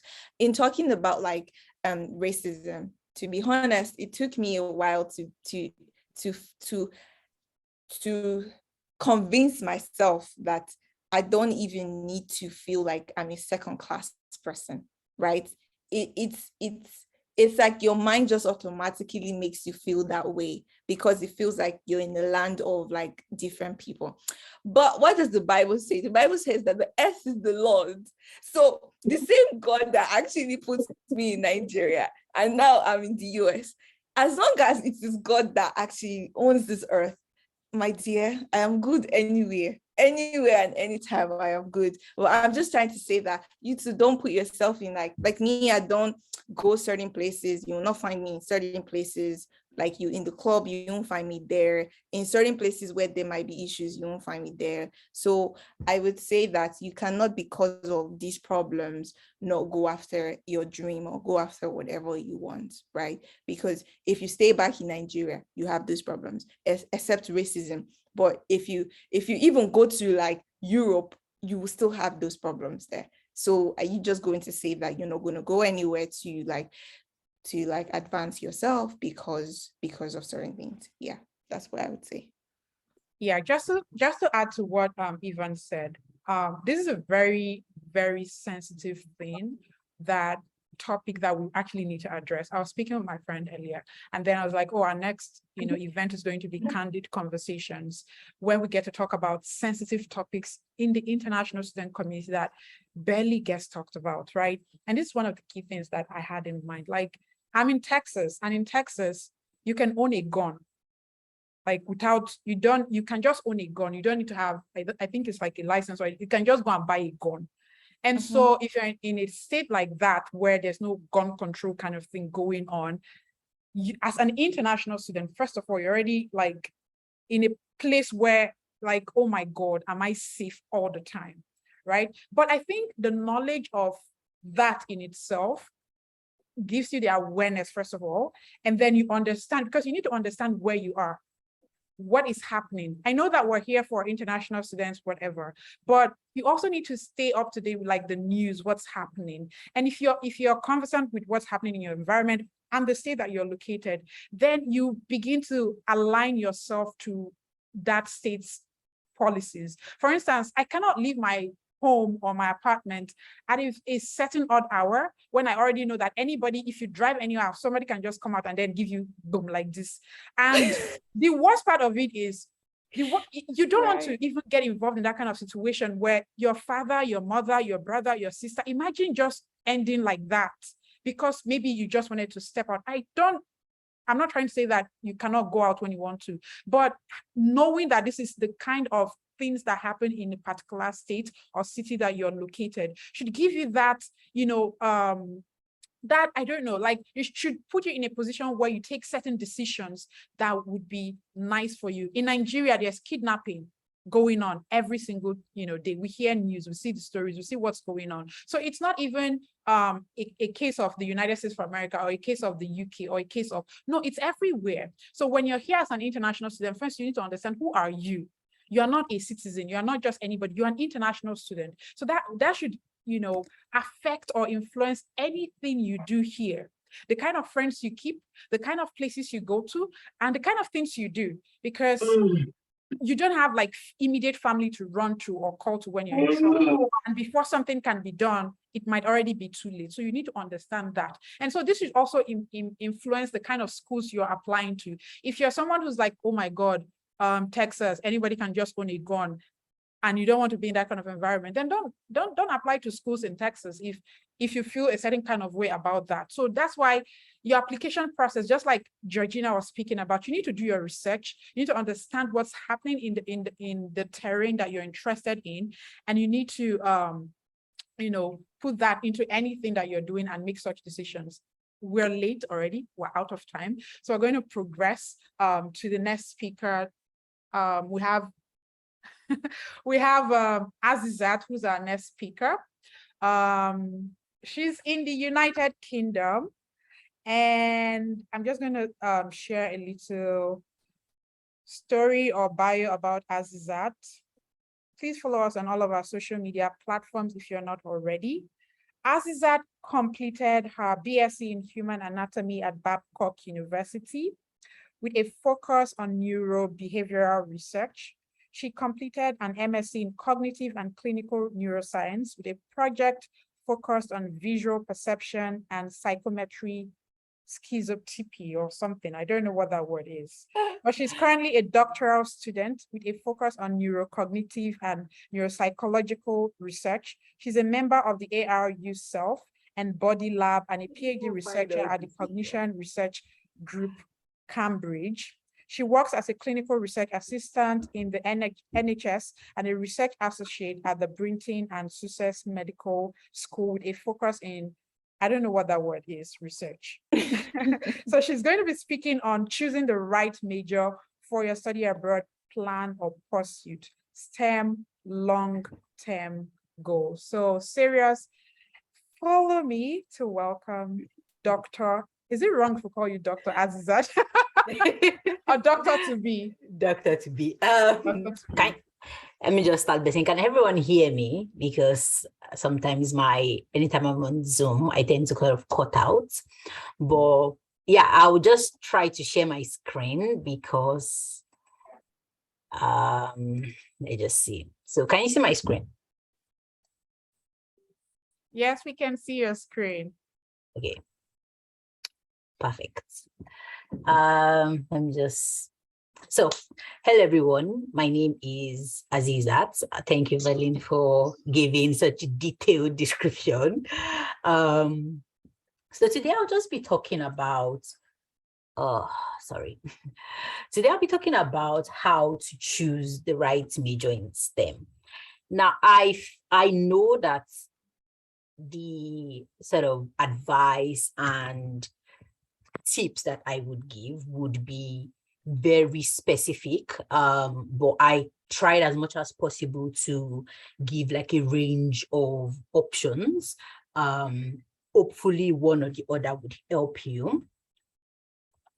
So can you just tell me about yourself, more specifically, what course you're doing now and what course you plan to do in the future, whether it be maybe you did the BSc in communications and you want to do like an MNC in maybe psychology, for example. Just tell me in the comment section. I will try as much as possible to go there to just sort of look at it. Okay, so for me, like she's already said, I did a bachelor's in human anatomy, and I then decided to do a project in neuroscience, which I really ended up loving. And that sort of spurred me into action to apply for a master's in cognitive and clinical neuroscience, which was definitely a shift from what I already had knowledge about.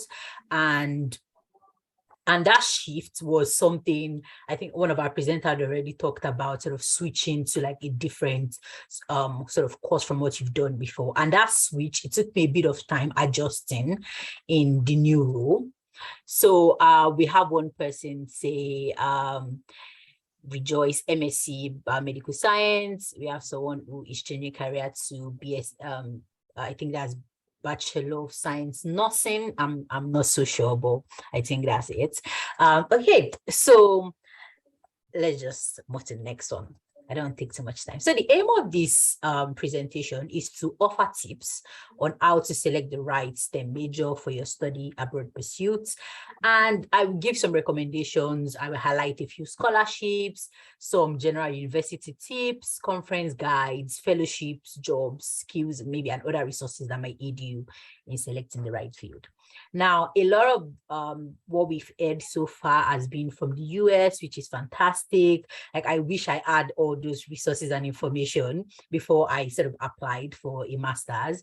But now I'm in the UK and things work, I don't say too differently, but it definitely works a bit differently here in the UK. And, you know, we don't have not that we don't have, but getting assistantships and things like that are very difficult. And a lot of the times they only sort of apply to UK and EU students and don't really apply to a lot of international students. So it's quite difficult to come to the UK on a scholarship that was funded by a UK government body or a UK sort of organization. A lot of people come to the UK for, you know, with a scholarship, are people who have like Shelving scholarship or Shell oil scholarship or some petroleum scholarship from Nigeria who sort of sponsor them abroad.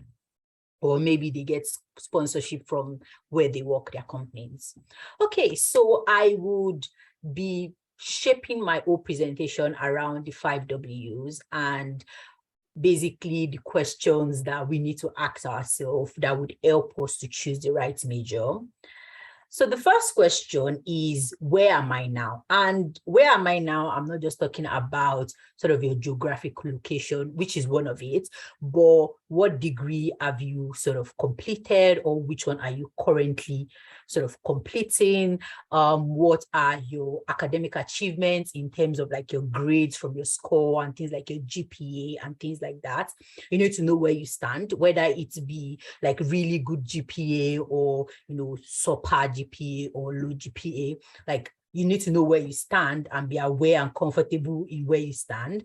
You need to consider what skills you possess. Things like maybe if you really like data analysis, you're really good at data analysis, you have good critical thinking skills, you have like other skills, maybe engineering skills and things like that. You need to know where you stand in terms of sort of picking the right major. Where am I now?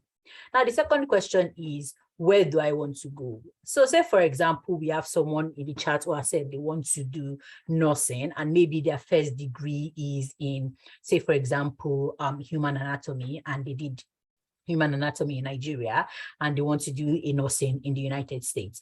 That's the goal that they want. They want to do a nursing in the United States. So now you need to sort of tally up your first question with your second question and start asking yourself, how sustainable is being or doing a nursing degree in the US for you? How sustainable are those dreams? Is it, you don't want a dream that, I mean, everyone wants to have dreams and it is good, but you need to make sure your dreams are sustainable in terms of, you know, they call them the SMART guidelines, in terms of achievable dreams, time-bound dreams that can be assessed, basically. And you can also sort of consider what were your childhood STEM dreams. A lot of people in STEM now, maybe from Nigeria in particular, might have been sort of interested in being a doctor when they were growing up, one engineer or things like that.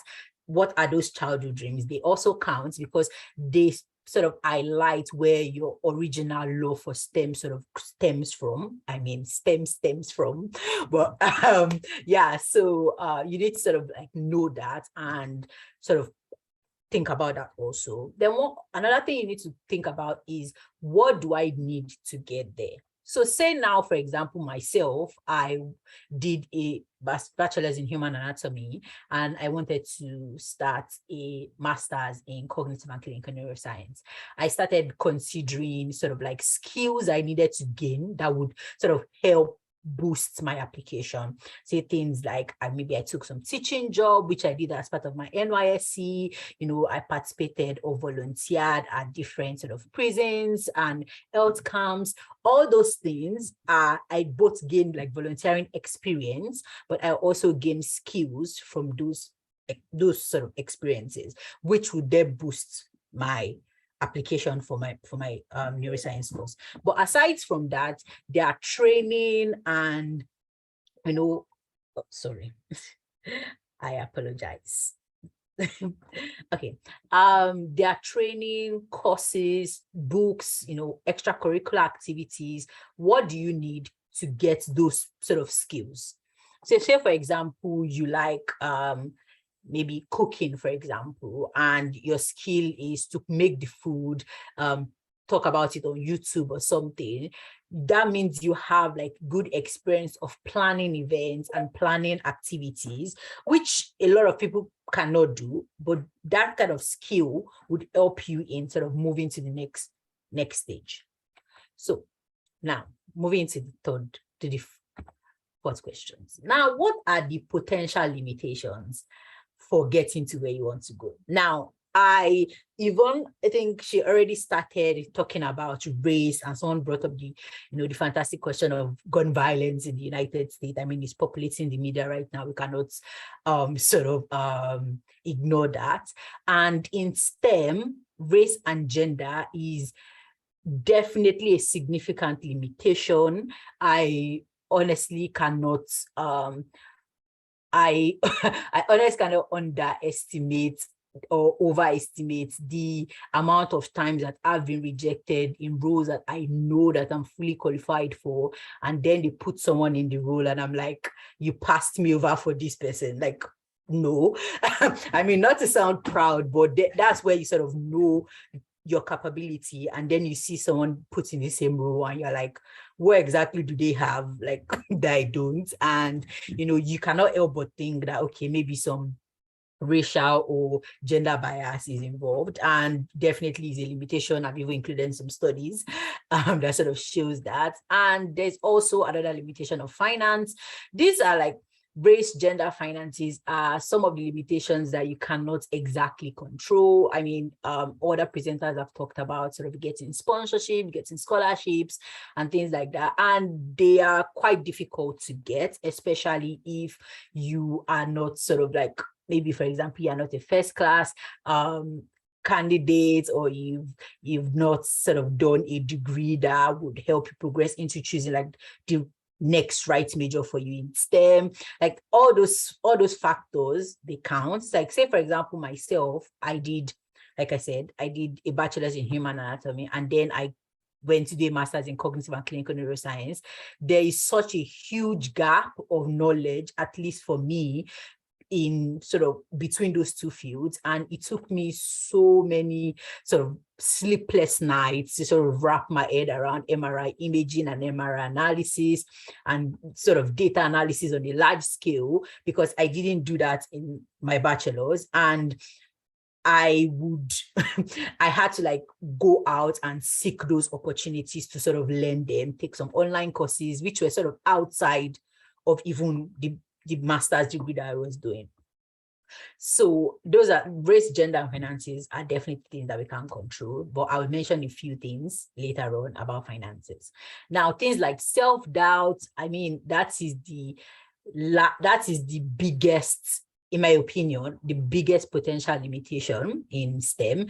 A lot of the time, a lot of people, because of things like bias and race and gender and things like that, we are conditioned, or we have this level of anxiety when going into for example, a white male-dominated space, and we sort of go and present our ideas, and they're like, they shut you down so many times, and you begin to sort of lose that self-confidence and begin to sort of doubt yourself. And then I've mentioned sustainable dreams. So unsustainable dreams. So say, for example, you want to do like this very immense degree. Maybe you want to do something like astrophysics, for example. And then you are in a country where they don't even have, let's say, you know, I don't even know, maybe you're in a country where they don't have like good infrastructure and technology around sort of astrophysics. So say, for example, you travel out of the country, you get this master's degree in astrophysics, and then you go back home and you can't use that degree. So you need to ask yourself, can you get a job with the degree in that location, like that degree that you want? Can you use it to get a job? Is one thing to do like an elaborate STEM degree and just not be able to get the job you want, because at the end of the day, whether we want to it or not, mouth have to eat. So you just need to sort of consider all those things. Then there is also lack of practice, confidence, skill, self-reflection, and drive. Right now I'm doing my PhD. I'm almost done with my second year, and one thing that I am struggling with as I continue to sort of work with recruiting participants for my study is this continued lack of drive to sort of continue doing my research. And speaking to other sort of postgraduate researchers, they also feel the same way. It's not just me, which sort of comes back to speaking to people, having open communication and things like that, which I'll talk about a bit more. And lack of knowledge. Now, a lot of the time, this is sort of coupled with my next point, which is the inability to ask the right questions. I feel like a lot of us are crumbling under the weight of being unable or incapable of asking questions, because we do not want to sound stupid, or we don't want to sound ignorant, which is why I've put the tip. Better to sound stupid asking than to sit in ignorance, not knowing. Just call it as is as 101 or whatever you will.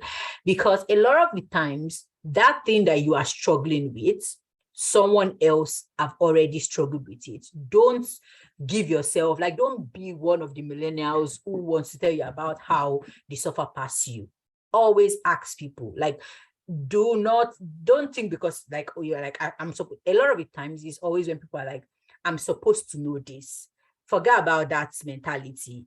Ask people. A lot of the time people say Google is free, but a lot of people don't even know how to search things up on Google.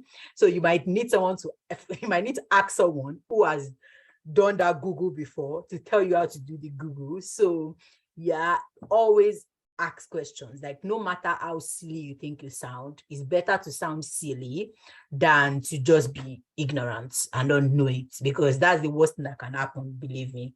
And that sort of piggybacks to lack of knowledge, because you don't ask, then you will not know, and then you'll be able to sort of acquire or accumulate the knowledge that you need to sort of get that right major in STEM. I'll just go to the chat one more time just to see if there's any. Yeah, okay. Yeah. Okay. Yeah, so minimizing factors. Now, this is the part, I feel like this is my favorite part, because I wish I knew this when I started either my PhD or even started my master's, conferences and collaborations. Now, at this point in my life, I am presenting at so many conferences. I am always looking for one way or the other to submit an abstract to present, because it just sort of helps my presentation skills. So conferences and collaboration. If you attend any conference, always think of the other participants in that conference, other attendees, as your potential collaborators. Now, because of COVID and things, a lot of conferences are online, which is both fortunate and unfortunate, because fortunately, we are able to sort of like meet a diverse range of people with diverse experiences and diverse sort of research areas, more specific to like STEM, for example. And then when they present things, you can listen and be like, oh, I'm quite interested in that. Okay, let me email this person. I need to just talk about asking the right questions.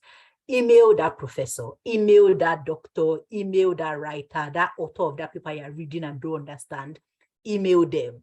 A lot of, I'm telling you, I work with a lot of researchers, and they're always so happy when we receive an email from someone who is reading our paper and be like, oh, I'm reading this paper, I currently don't understand this, can you expand a bit more? Or maybe you've read the paper and you can't find like a specific supplementary material, just email that author. Believe me, they are very happy when they receive those things. Like I am always very happy when I receive it. So it's all about asking the right questions. All those professors that have professor, doctor, all these things, email them. They are very happy to see someone interested in their work, believe me. So then asking the right question, I've already talked about it. That will sort of reduce all those limitations. And for the collaboration, you might end up meeting a researcher who is currently working on a research area that you really like. And then they have, like, the researcher has funding for like maybe postgraduate researchers to come help them in their lab. That's how a lot of people get funding. It's not just about, you know, applying through scholarships and things, which I'll talk about a bit more about. Then gain new skills. So right now I do something called research consultancy, and I sort of divide it into two. Like I'm currently a character psychology consultant. I work with some of the Cambridgeshire County Council. I work with the Essex Police on some consultancy and things like that. And these are some of the skills that I've been accumulating over the years, and I would sort of apply it to their problem, help them solve their problems and things like that. So check out conversion courses. So in the UK, if, for example, you did a course and how would I explain it? I think the best way I can do it is to use my experience.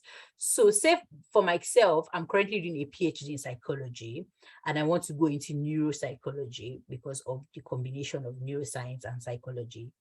And a lot of the times when I apply to jobs that I know that I am overly qualified for, I am unable to get them because I don't have like a British Psychology Society accredited degree. And had I known that I needed sort of having that BPS accredited degree, I would have done a conversion course when I came to the UK.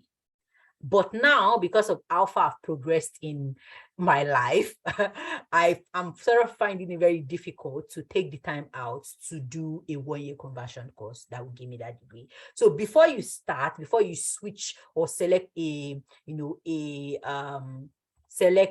new course, check out conversion degrees, check out what the requirements are in that country. If you are going to Germany, check out what conversion courses they have.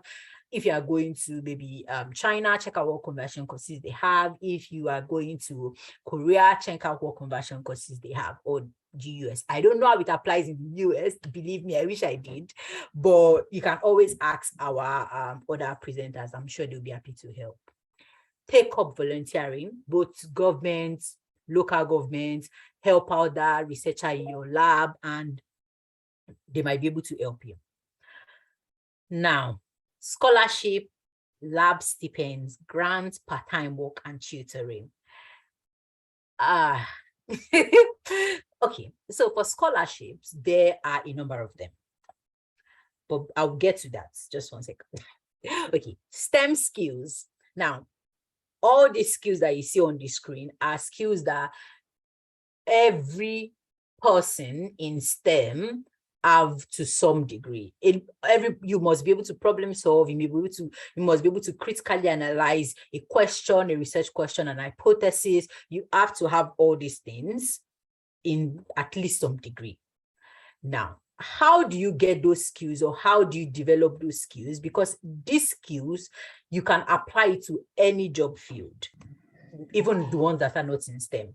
So you could join STEM clubs, you could join relevant societies, you could take online courses, find a mentor. Now, find a mentor, and the last point, shadow other researchers.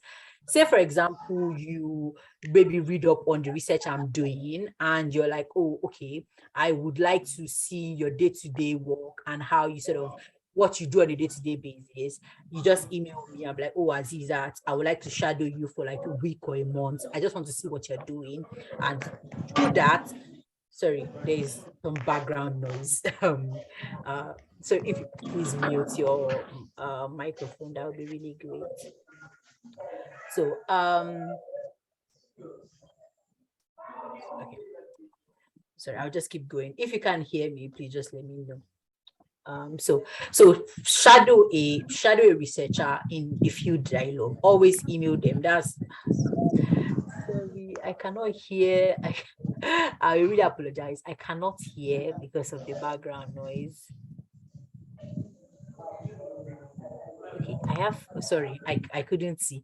Okay, so I will just jump to the next one. So areas in STEM, there is academic research, clinical research, and education. I am very hesitant to split them into this way, but it is what it is.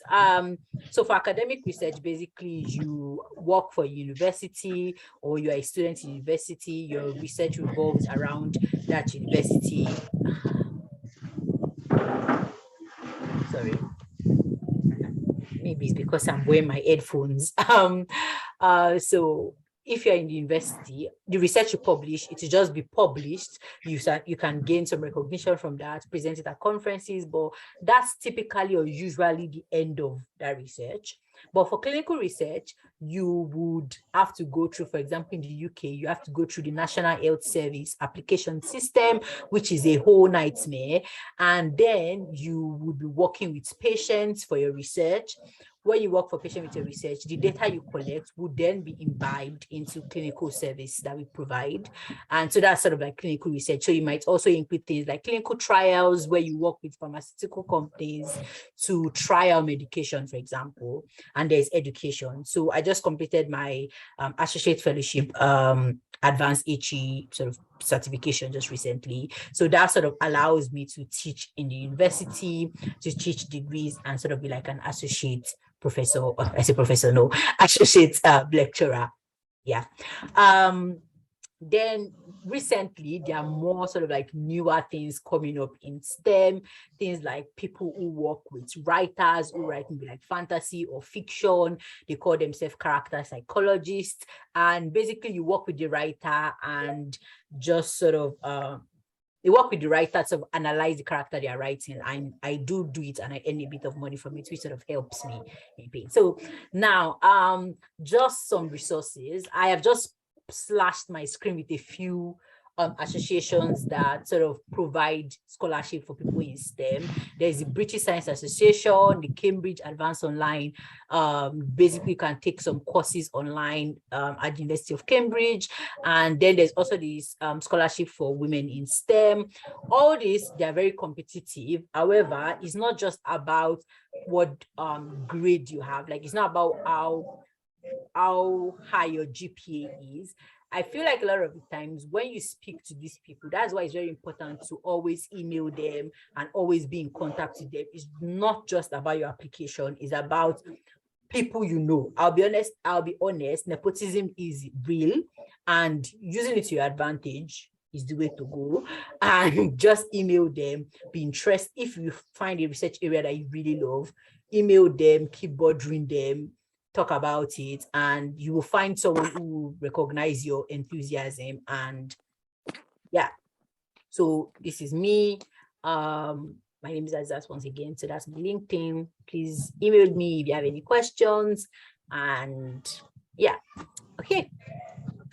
Thank you very much. So I'll stop sharing now. So if you have any questions, I feel like I still have rambled on a long time. Thank you so much, Azizat, for this session. Like, I learned a lot. Like, I want to go for my PhD after listening to this session. Like, who doesn't want to do all of that? Yeah, thank you. I know Testimony cannot wait to ask you like all the questions she has. So if there's anybody here who has a question, if you're considering PhD, if you have questions regarding like your long-term goal and keen into STEM majors, everything that she's talked about, like the ups and downs, please do well to ask your questions now.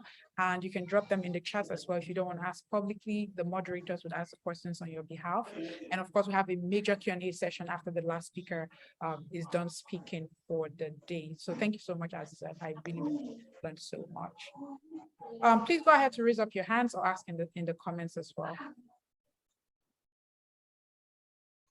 Testimony, you can, I think I see your hand. I'm sorry for asking so much questions, but this session was particularly very interesting. Thank you, Azizat, for that wonderful presentation. I just want to ask, this doesn't concern me directly, but I'm asking, what is obtainable for medical doctors who want to move into research? I mean, maybe they've done their MBBS in Nigeria and they want to move into research areas in maybe epidemiology or neuroscience. So how can they, it's not like they are coming from an unknown field, but how can they readjust to the research system? So that's my question. Well, I mean, they definitely have an advantage. If you, for example, I would use one of my colleagues in the lab. He did a bachelor's in medicine, and he is currently a postgraduate researcher in psychology, just like myself. And you definitely have an advantage, but I feel like more specifically, the way I will answer the question is, what area of research are you interested in? Because say, for example, I am particularly interested in things, neuropsychology and immunopsychiatry. And for my immunopsychiatry, I'm working in the NHS, I'm working in the clinic. So I do see patients, I do sort of like talk to patients, analyze their condition, give recommendations. I talk to, other GPs, like GPs are general practice doctors. So I talk to doctors in terms of like the medication that they can sort of offer to these patients. So it's very diverse in terms of research in general. And a lot of the times now, when there is a clinical trial where we are sort of trialing a medication that a pharmaceutical company is developing, for example, you would usually see a medical doctor who is the PI, who is the private investigator, the principal investigator of the study would be a medical doctor who has just sort of moved into research. So if, for example, the person is in Nigeria and they've completed their bachelor's and they want to move into medicine, into medical research, then they need to consider conversion courses that would help them to be certified in that research area, because not everybody can be a neuropsychologist, not everybody can work in immunopsychiatry. You need to do the courses that will allow you to sort of sit in those roles. Like, it's okay to have the skills, but the certification is also important. So you need to sort of consider that early on. I hope I answered the question. Yeah, thank you very much, Azizat. Please, I just want to also tell Valin, she was struggling to pronounce the word schizophrenia. Oh, schizophrenia. Schizophrenia. Was Sorry. Schizophrenia. I don't think it was schizophrenia. There is schizophrenia and there's schizotypy. She's like, I'm not having it with you, Valin. Oh no, it's schizophrenia and schizotypy. It was schizo something. What is the word? Schizotypy. I mean, some people also call it schizotypy, but schizotypy is what I'm calling it, and I'm very comfortable with that. You know, when you have not gone for your PhD, there are words that, especially definitely. I didn't know the word either. Thank you, and God bless you for letting me know. No, I also didn't know the word either, and I have been in this field for a while now, like almost 4 years, and I didn't know the word either until I started my PhD, and I had to like get used to the word. So, no, that's fine. Yeah, so someone asked in the comments, it was sent to me privately anyway, wanting to know if there'll be a playback for this session. We're recording this session. We're going to upload it to the YouTube channel at some point. I'll give you the links as well. But just feel free to, if you can't stay, if your battery is down, charge it. If you cannot charge it, don't worry, we'll send the links as well. That's why we ask people to register so we can send the links to you as well. So yeah, so we're going to call on our next speaker. Thank you so much, Aziza. There'll be more Q&A session after we're done with the speakers. So we're calling on our next speaker, Rejoice. Do we have Julie here? Julie, are you here? So you can introduce our next speaker. Do we have Julie? Is Julie here? Julie, are you here?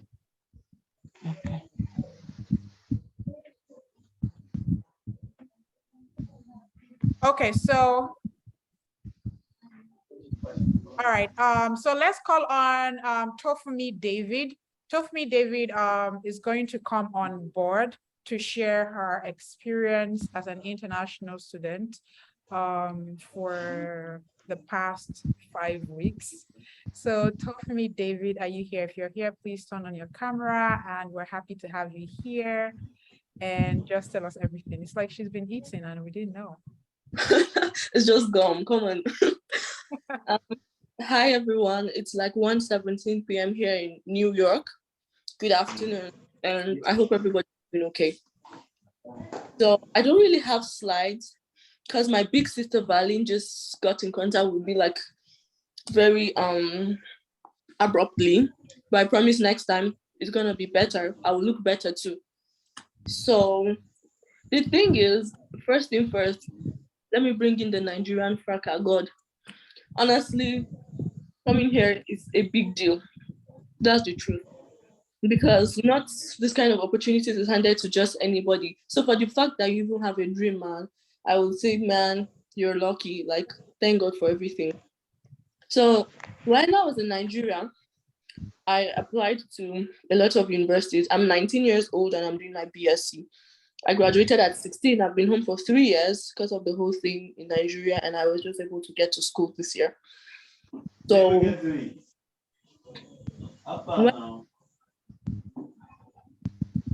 sorry. So when I was in Nigeria, I applied to universities, out of which the two, I had like 4 admits, but like 2 of them were here in USA, Germany, and another in England. So I had one in Ohio, which is University of Mount Union, and I had another one in Northern Illinois, which is in Chicago, Illinois. So Mount Union gave me $12,000 scholarship, and Northern Illinois gave me like $3,800, which was for housing. It was a housing scholarship. So the whole thing just kept going on. And the truth is, the University of Mount Union, which I got I-20 from, it was way too expensive. It's a private school, and everything is running towards 48 grand for a year. So that means I have a deficit of 30 plus to pay after my scholarship. And my parents didn't have so much to be able to pay. So I had already mapped out my goals from Nigeria. I had known that once I'm able to get the visa, I'm going to come in here, and then I'm going to change after doing all my documentation in the school I arrived, which was Mount Union. So I flew in from Nigeria on the 12th of August this year, and I arrived on the 13th. I flew from Nigeria to Ghana to Washington, Dulles, and then from Washington, I went down to Ohio, Cleveland, where my former school is located. Because right now I'm in New York. I'm at Mohawk Valley Community College. So when I got here, I had already told them to send me the whole orientation stuff, and the classes there started on the 22nd. I had looked at the prerequisites for the school I wanted to change to, and saw that they were resuming 1 week later than the private school I used to get the visa. So what I did was I went to that school. I enrolled in normally. I did everything very normally. I was able to do my social security number, which if I had come to this school directly, I I would have had to fend for it myself. So I was able to get all of my documentation, I-94 done in that school. I had all my copies. And application for my social security, the school took all of us. Being in private school, they have more close affiliation with the government offices than when you're in the government schools. And in the government schools, you just have to keep doing everything by yourself. And you can only get the social security number in the government schools when you already have a job. So on knowing that, guys, let me just tell you something. When you're going to come here, don't treat it like you're just going to come here and figure things out. I swear to God, you're going to get so fucking frustrated. Oh, I'm sorry. So what I did was I had mapped out everything I wanted to do. I had asked for the orientation guidelines, the PDFs of what we're going to do on my arrival for the student orientation going on and about. MVCC College, where I'm at now, I had looked online. I had seen everything that needed to be done. So I had known that the plan is to get to this school, get done with everything in this school since they offer me these privileges and I have $12,000 scholarship. Then I would leave to this school. And that was what I did, and God helped me. So when I was done, I made a transfer in like 2 nights. I just applied to this school, got in contact, and kept telling them I needed to transfer. They transferred me, changed my service online, my information on service, Homeland Security, everything they were able to do with. They transferred my I-20 to this school where I'm at right now. So I came here to New York after, let's say, 10 days of finishing the orientation in University of Mount Union and actually enrolling for classes. So like I didn't really pay anything in the University of Mount Union because I had a $12,000 scholarship, which I left to just go. And then I came to this school, which is more cheaper. So I actually wanted to study biomedical engineering, and I was given the admission for biomedical engineering at University of Mount Union. And I took the math placement test. In fact, it was a good course for me to scale through because I wasn't going to start from any foundation course. My math placement test was good, and they said I could do college algebra. And because of the whole limitations they give to us Black people, they were like, you're for international students, you're just going to be the only one who's an international student in your college class for math, just because they feel that we have a lower standard of education. So all of those things, I'm talking about this because of the issue of racism and inequality that was raised in the chat. So the thing is, you come here with your options open. Don't expect, I came here, in fact, when I got my visa, I knew I was going to leave Nigeria, but like, I knew I was in for a very bumpy ride. So like the excitement was there, but I wasn't so happy. I was just taking things very slowly. When I got here, things weren't as easy. I mean, they were easy in the private school, but moving to New York, I had to take a train from Ohio to New York. Honestly speaking, the train wasn't funny. I was in the train for 22 hours. I had like 3 big luggages, like 2 suitcases and 1 big Ghana must go. Trust me now, Nigerian girl. So when I came in here, the school accepted, and thank God I had done all the documentation there in the school. So it was not really hard for me to like change back. But the issue of accommodation was a big deal. I was homeless for 1 week. I was spending $180 in a hotel for 1 night. So I paid for like 4 nights, 3 to 4 nights. And when I was done paying, I'm like, hey, I'm spending too much money. That was almost $600. And I'm like, I'm getting broke. So next thing I did was I saw this guy, he's an Indian, and he also came from the other school, but he failed to do all his documentation there because he was scared of saying, oh, so that I don't withhold anything or cause a strain on his admission and everything. But America is somewhere that you should be able to read along the lines. They have rules and regulations. If what you're doing states that this rule is not bad, or this thing you're doing is not bad, is in the rule or is in the regulations, then you're good to go. And Azizat was talking about asking questions and being bold. I am so confrontational. When I came here, they were trying to like tell me, oh, some things wouldn't work out. And I'm like, hey, as much as I'm getting good education here, I'm actually investing in your economy, as small as it is. So you've got to give me the due respect. And the moment you don't stand up for yourself here, I swear to God, they will trample down on you. It's no kidding here. They just want to always take advantage of you. And in the cases of taking up your courses, when you have advisors, as much as you have advisors, I would say speak with your uncles and aunties in Nigeria who are medical doctors. Okay, I am doing nursing right now, and I have to do introduction to health sciences, which I'm taking for this semester to enable me apply for nursing school for next year. And the problem why I'm doing this year is this extra 1 year, because I'm supposed to have been just I'm supposed to have been just be able to go to the nursing school, but I'm having to do this because I did not ask questions. I mean, I have friends who are medical doctors, and I could just call them and be like, hey, what do I do? What do I do? The experience there is never wasted. And these guys, whether or not they're medical doctors, you could call them and then they'll tell you what to do. Long story cut short, I took some courses which they guided me on, and it's going to be like the prerequisite for nursing school. But if you don't ask questions, you're going to be misled. These people here, they won't tell you everything. They look at you like you really don't know much, and then they will just keep accumulating bills for you. So you've just got to be smart and ask questions every time. If you don't know somewhere, or even if it looks similar, no matter how much something looks familiar or similar to you, always ask. You will never get lost. And if there's anything I appreciate about the Americans since I got here, you don't get lost. Even when they don't want to talk to you, they just do the like semi-smile, and then they carry you along when you ask questions. So that's about it. School's been going on for 2 weeks now. I have some classes I take virtually, physically, and then I have some classes I take online. And for this semester, I'm just doing intro to health sciences because I changed from engineering to health. So I cannot just go into the nursing school. If I had come in with the prerequisite that was needed from Nigeria to go into nursing school, I wouldn't have to do this 1 year.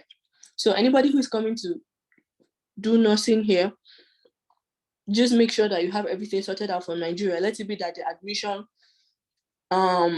your admission carries that you're coming here to study nursing. So you don't have to spend an extra year. So instead of spending 4 years, I'm going to spend 5 years right now. Which was, anyway, it was a last minute plan. I changed from biomedical to nursing to eventually become a doctor if God wills. So that's been it. It's not been easy. Don't come here feeling you're going to be comfortable. I'm the first girl, and I'm just coming here all by myself. I don't have no fucking body here. I don't even have a family, just nobody. It's just going to be distant people, and you will just realize that you cannot count on anybody. And I feel that's the best way to grow. Just having to know that you're here by yourself, and you're going to be fine. Also, keep your hopes. Don't keep high hopes. Do not keep high hopes. Just be open to getting anything that comes your way, and just pray that you're able to sort it out. And like I was saying, if you're not comfortable with anything when you get here, always voice out. Tell them this is not going to work for me. On the issue of payment of school fees, they were trying to force me to like get everything speedy. And I told them, I said, this is not going to work because of how the whole CBN disburses, the way CBN disburses money.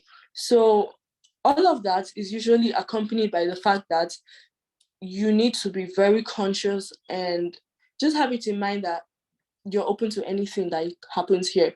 When you're not okay with something, you just need to voice out and say, oh, I'm not good with this.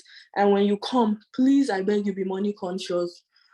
But I came in with good money, and because I didn't know, I was thinking, oh, dollar, I was just spending anyhow. So those are the very few things I have to say. And that's been basically all I did. Thank you. With you all. Thank you, Tofumi, for sharing your experience with us. It's really important that people hear these life experiences because it's unique for everybody. What you went through is different from what I went through, and it's also different from what someone else would go through as an international student. So the more we hear these stories, the more we learn from each other.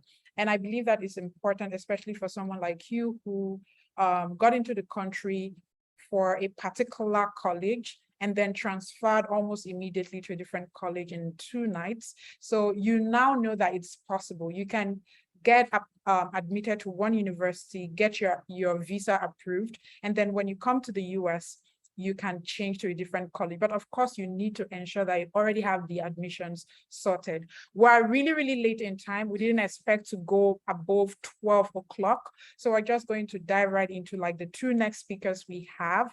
We apologize. Tomorrow it's not going to be this way. We have some technical issues, and we hopefully would fix that before tomorrow's event. But please bear with us. We're just going to spare 15 more minutes for each of the speakers, and we should be done for today. So our next speaker, who's our next speaker testimony?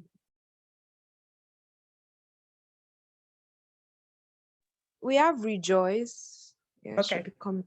Rejoice, are you ready, or should we go with Georgina for her second section? All right, let's start with Rejoice. Rejoice, we already have you. So let me quickly introduce Rejoice to everybody. Let me introduce Rejoice to us so we know who Rejoice is and what she's going to be speaking to us. Rejoice is going to be speaking today and tomorrow. So if you're not, just come prepared for today and tomorrow, because it's going to be an amazing session. So Rejoice Maduka is a virtual clinical research assistant, CRA, and virtual medical scribe with a BS in microbiology and MS in biomedical science from the University of Alabama in Birmingham, USA. That's where I studied, in case you don't know. She's passionate about medical research and participated in a COVID-19 study to find a neutralizing monoclonal antibody that target the stem region of SARS-CoV-2 subunit. She's also a disaster services volunteer for American Red Cross. So she'll be speaking on two things for today. She'll be speaking on finding research opportunities to advance your job. Is that what you're speaking on today? Okay, she'll be speaking on finding a balance between school and social life. And tomorrow she's going to be speaking on finding research opportunities to advance your job opportunities. So welcome, Rejoice Maduka, to today's session. Thank you everyone. Trying to share my screen. Can I? You guys can hear me, right? Sorry, I'm not really. I can hear you. Please also from time to time check the chats, check your Telegram or check your WhatsApp. We'll be in communication. Okay. I'm going to use my PowerPoint presentation, so I'll try to be brief because I know we're running out of time, and I'll make sure to come back and answer your questions. Okay. You can share your screen now. Okay.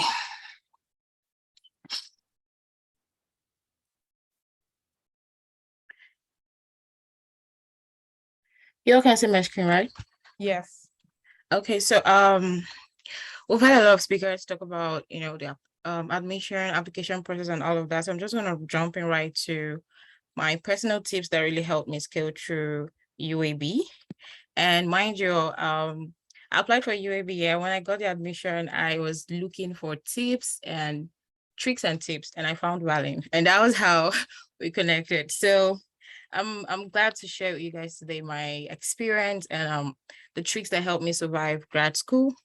And maybe I don't look it, but I'm really a social person. I'm an aspiring A student, but I like to also, you understand, have fun. So I'm just gonna help you guys, give you tips to find a balance between academics and your social life while at school. Okay, first thing first is know your program or your field of study. I appreciate the previous speakers who really talked about hints on knowing your program, how to, find a programs perfect for you or based off your area of research or interest. Now, if you've gotten your admission letter from any school and then this is a program you're going for, except if you have plans of coming and changing, okay, fine. But even at that, whatever it is you think your dreams of going to the US or whatever country it is you're aspiring to go to for a particular program, try to know this program, a background knowledge of this program. The reason being, it's going to help you find this balance, because let's say you're not eligible for this course, or you're moving from STEM course to probably an administrative course or something on the art side. You really have to have a fingertips of what you're going for. so that, it doesn't look, you don't bog you don't have this burden of learning everything from afresh. Like me, what I did, first of all, when I got my admission, I left undergrad 2016 and I did my master's 2021. So you see, I have a 6-year gap, okay? And my CV had to say a lot on this gap knowledge. It's really important that you fill in this gap, and it helps you, write your statement of purpose and make it really strong for whatever school you're going to. So my statement of purpose, I had to fill in a lot of things, but true of us, but you have to be represented because it's really competitive, okay? So when I got to school, I was moving from microbiology to biomedical science. There were little familiar courses and area of interest and backgrounds here, but some were also different. So I took in some, I had to check Google. Google is your friend. Use Udemy courses to catch up and know what's happening, because man, I was really way behind. So know this background, know the list of concentrations and the core subjects required of your program. Like biomedical science, there are lots of area of concentrations. There is neuroscience, there's biostatistics, there's genetics, there's immunology. So just know, because it's gonna help you create a pathway to your career or your job or whatever you want to be in the future. Because when you get in, though mine was, you can just do a little bit of all of them. And that was what I said I was going to do, because man, I don't know where to really focus. All of them were kind of interesting. By the end of the day, I found myself doing a research in immunology. So it kind of helped me direct my path in a way, and you pick interest along the way. Now there are electives. Electives are optional courses that will come up, and you may be required to do them. You may not be required to do them, but all the same, just know all this. Once you come into your school website and your program, you'll see the required courses and area of concentration. Just take a look at them, know what you want to do, and have them at the back of your mind. Then look out for job opportunities. It's very important, because having to notice your program, you have to start looking at where you fit in after school, where you're going to be applying to your company of interest, okay? So that when you're done, you know your target market, so you don't come out and like me and start looking for what to do, or maybe who to take you and all of that. So, and if you like, you can also look up your salary expectations, try to imagine what you're going to be earning like in the next 1 year or 2 years, but you have to back that up with experiences, because in the US, they really love experiences. So if your CV can say something to it, and then probably get your 1 or 2 years experience here, then you can start, imagining the salary that you can be earning after 2 years. Okay, the second one is make the connections. I can't say this enough. When you're in school, whatever help you need, when you come in, always reach out to your program director or your advisor, whatever help you need. Like, what's her name? The PhD student, the doctor, like she said, no question is a dumb question. Ask it however it is. You're scared you have an accent. Man, everybody have an accent. So say it, be audible. Make your school email as important as your social media account. Once you've registered, you have your email. This is where you get all the necessary information you need about your school. And this is the easiest way to reach your schoolmates, your program directors, your lecturers. It's not like Nigerian universities where you can't even have your lecturer's number. Okay, so here they're happy to communicate with you. So use the opportunity a lot. You make use of the opportunity, and it creates a connection, because now you're known, and they can easily help you anytime you reach out to them, even when you need references or whatever. Once you've created this connection, they can always respond to you. Now make friends that share the same academic curriculum with you. This is going to help you if you're a social person, so that you can have people to bank on, okay, when you don't really understand some things. And if you're not really audible in class, and you have friends that do the same course with you, you guys can, sit out, communicate, and talk about these courses. If you have learning or speech disabilities, do not be ashamed to say it. In my school, my alma mater, because I'm done, before you start the program, they always ask you if you have a disability or whatever, reach out to social person, so they know they make these platforms to be able to make everyone, it's like an inclusive opportunity. they need you to be here. Whatever it is that what the problem is, there's always something they can do to make you meet up with other people. Okay, so don't hide in your corner or your shelf, or if you're antisocial or whatever. There are places that you fit in. So don't like keep yourself away and agoraphobic. You don't really join crowds like me. I'm sometimes agoraphobic, okay, when it's not my circle, but I make my own small circle and, do the small activities that I need to do. And it also, you begin to see yourself evolve more than you were before. And lastly, you may hit a few roadblocks depending on your location. Yeah, this is connecting to the racial talks and everything I had my experiences, but like Yvonne said, you have to change the mindset that you're a second-class citizen, because that's what they want to make you look like. And let me even let you guys know, the Oyibos are not the one that I even racist, okay? It is the people that share the same skin color with you that will make you feel like you're coming from. So if you come in and you begin to put yourself beneath them, literally like reacting to their comments or whatever, you begin to feel down and all of that. I really don't really give them the opportunities to do so, okay? I always want to say good things about Nigeria, no matter how the news is, because there is nowhere that is safe. Literally, before I came here, I always watch crime files, cold case files, documentaries, white people killing people for no reason and all of that. And I hated these people before I came. But I had to just live with them, okay? I had to start changing my mindset that, oh, this person could be a serial killer, or they could easily kidnap me. It's not only in Nigeria that they kidnap people. As in, you can be in class and you'll be getting a red alert, or what they call those alert, like someone has been meeting, the car has been stolen. It happens everywhere. But your location, Amber alert, know your location.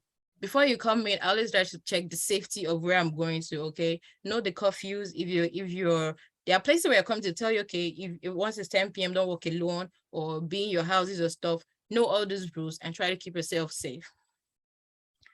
The third, create or join a study group. Okay, this is where it's going to be beneficial for you if you're an aspiring A student. Like when I first came in, my first year, first semester, I was trying to, get my standards good. The learning was different. It was different from what I was used to back in Nigeria. So if you're lucky, you can, get a hold of it, because it's quite easy if you understand it. But I didn't really find a balance at first. But man, when I got the balance, second semester, I was even working, I was schooling. So when you find this balance, you see that you can make time for other activities and still get your A's, no matter how difficult or stuff you think it may sound.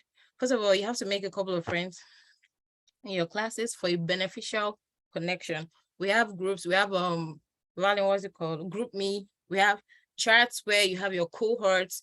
You have students who go into talk immediately after lectures. They'll be like, this person said this. And you see people asking the questions that you may have the intent to ask, but maybe because you're a shy person, you can't talk in class.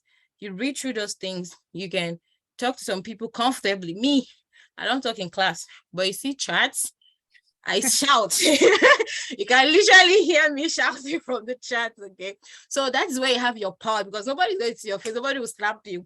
If you speak your tabo, they will not come at you. You can just write typo, you understand? So make all the noise you can when you're behind the scene, okay? It's gonna help you. And luckily for me, I had a lot of Asian friends who also, I didn't even know I was that good with teaching until when I made this group.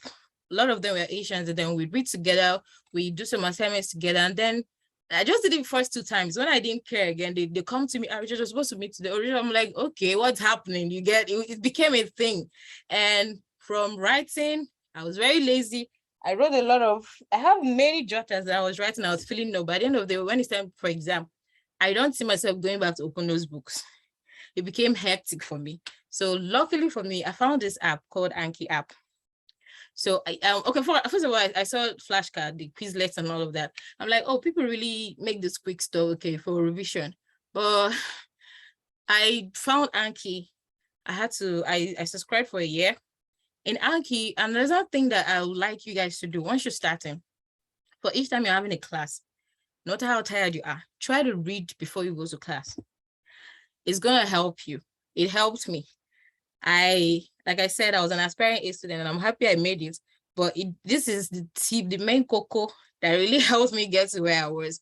So each time, and then thankfully my program director was understanding because they always make use of your feedback. So after each classes or each exams, they'll be like, how do you feel? How did we do? They'll even give you, what's it called? This thing how to credit your lecturer to know if he did well, if he studied, if his materials were okay. Yeah, so this is where you have to be truthful because it's anonymous. So I think a lot of us said so we need maybe extra credit assignments or whatever it is. So what the man started, which was really beneficial to me, he started in my second semester. Before we come to class, he presents a quiz. So in that way, once you know you're coming to class and the first thing you're writing the quiz before the main topic is being taught, what we do is we read the materials before coming. Because he was now adding those quizzes to our final credits. That was his own way of giving us extra credit assignments. So it helped me. So when I know I'm going to class and the first thing I'm going to get is a quiz, I have to read. So because of reading, I prepare my flashcards. So as I'm reading, I'm bringing out the questions. As I'm reading, I'm bringing out questions. I complete my materials. It's not always as bulky as Nigerian materials. They always give you something minimal we get.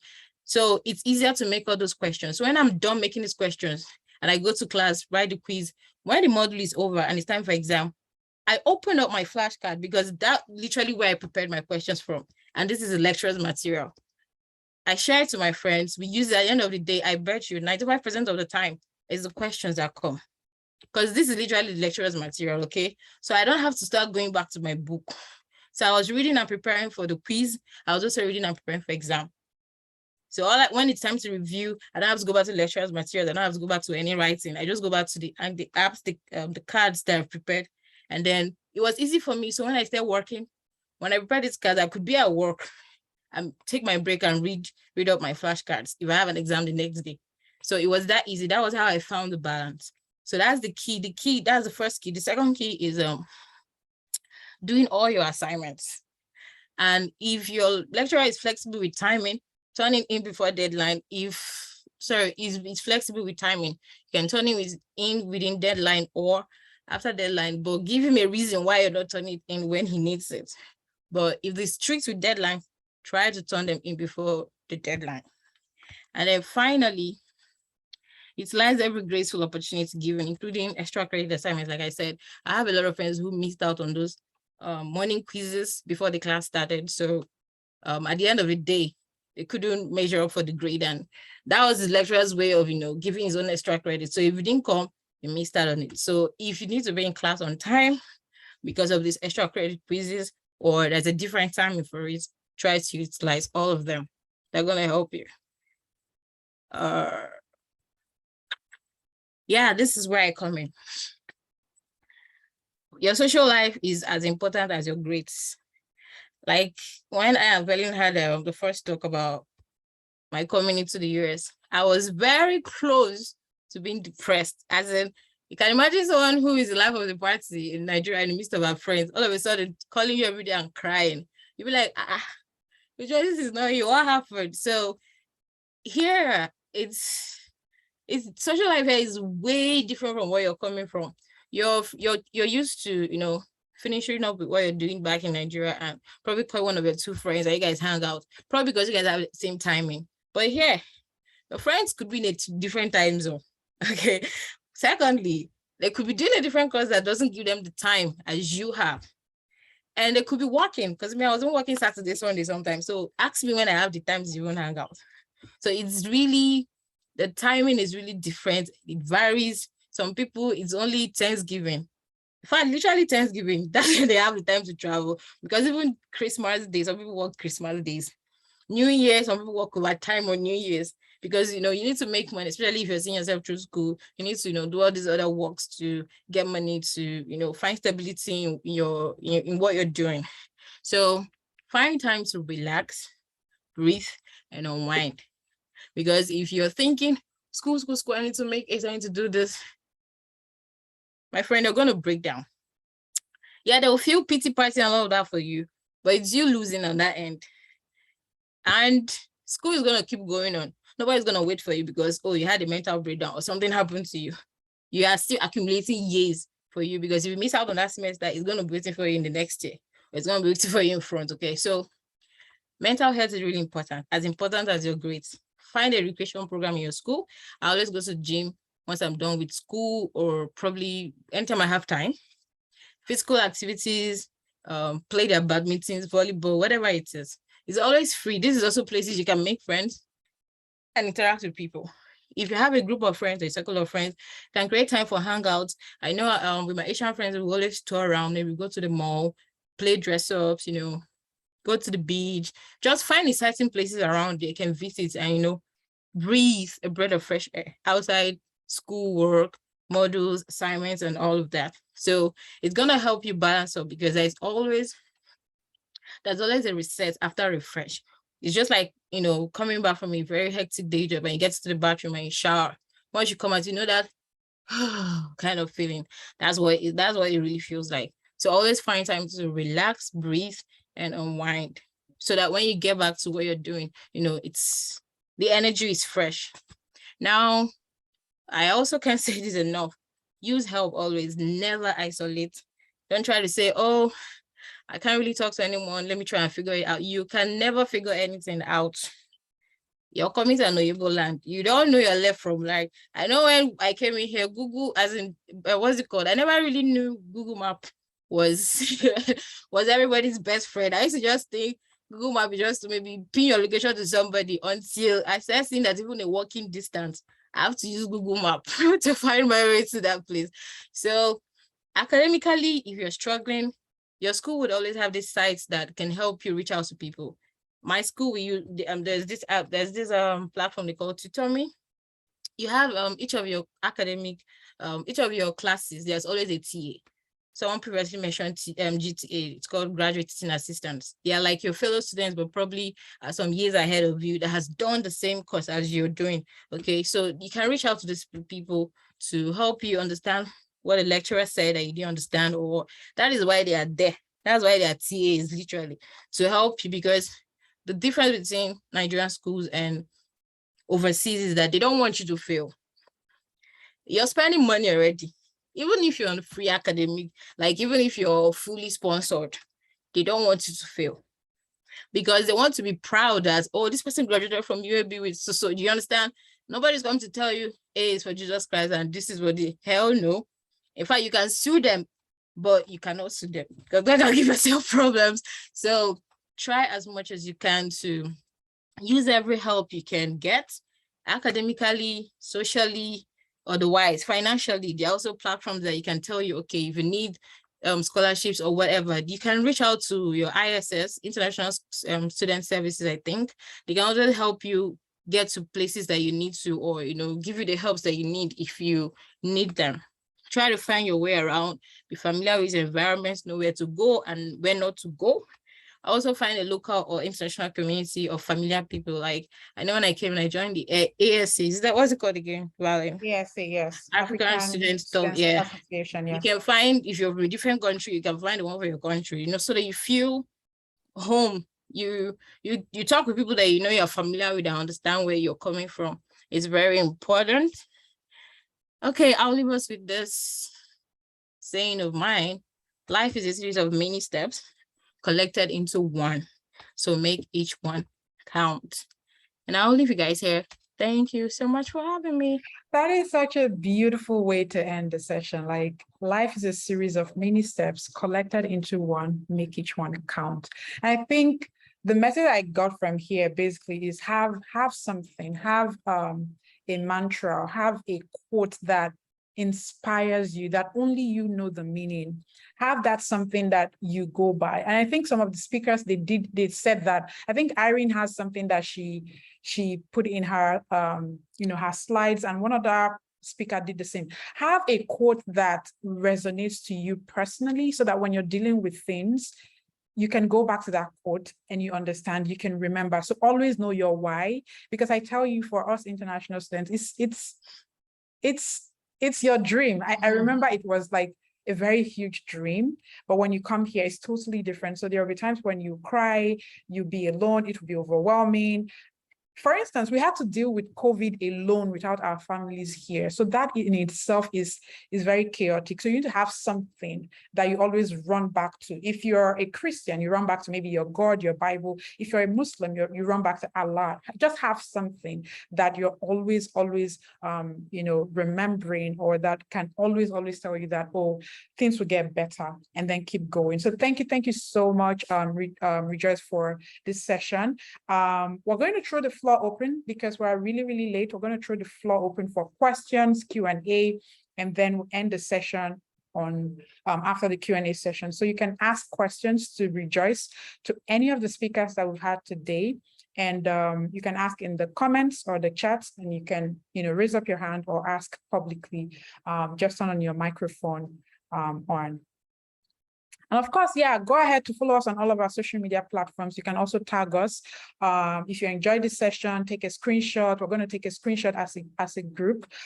Take screenshots, tag us. Remember, it doesn't end today. We have another session tomorrow. So come back tomorrow. Tomorrow, we'll keep the time for sure. But please, the floor is open for you to ask your questions. We're just going to use the next 10 minutes to answer questions, and you can call it a day.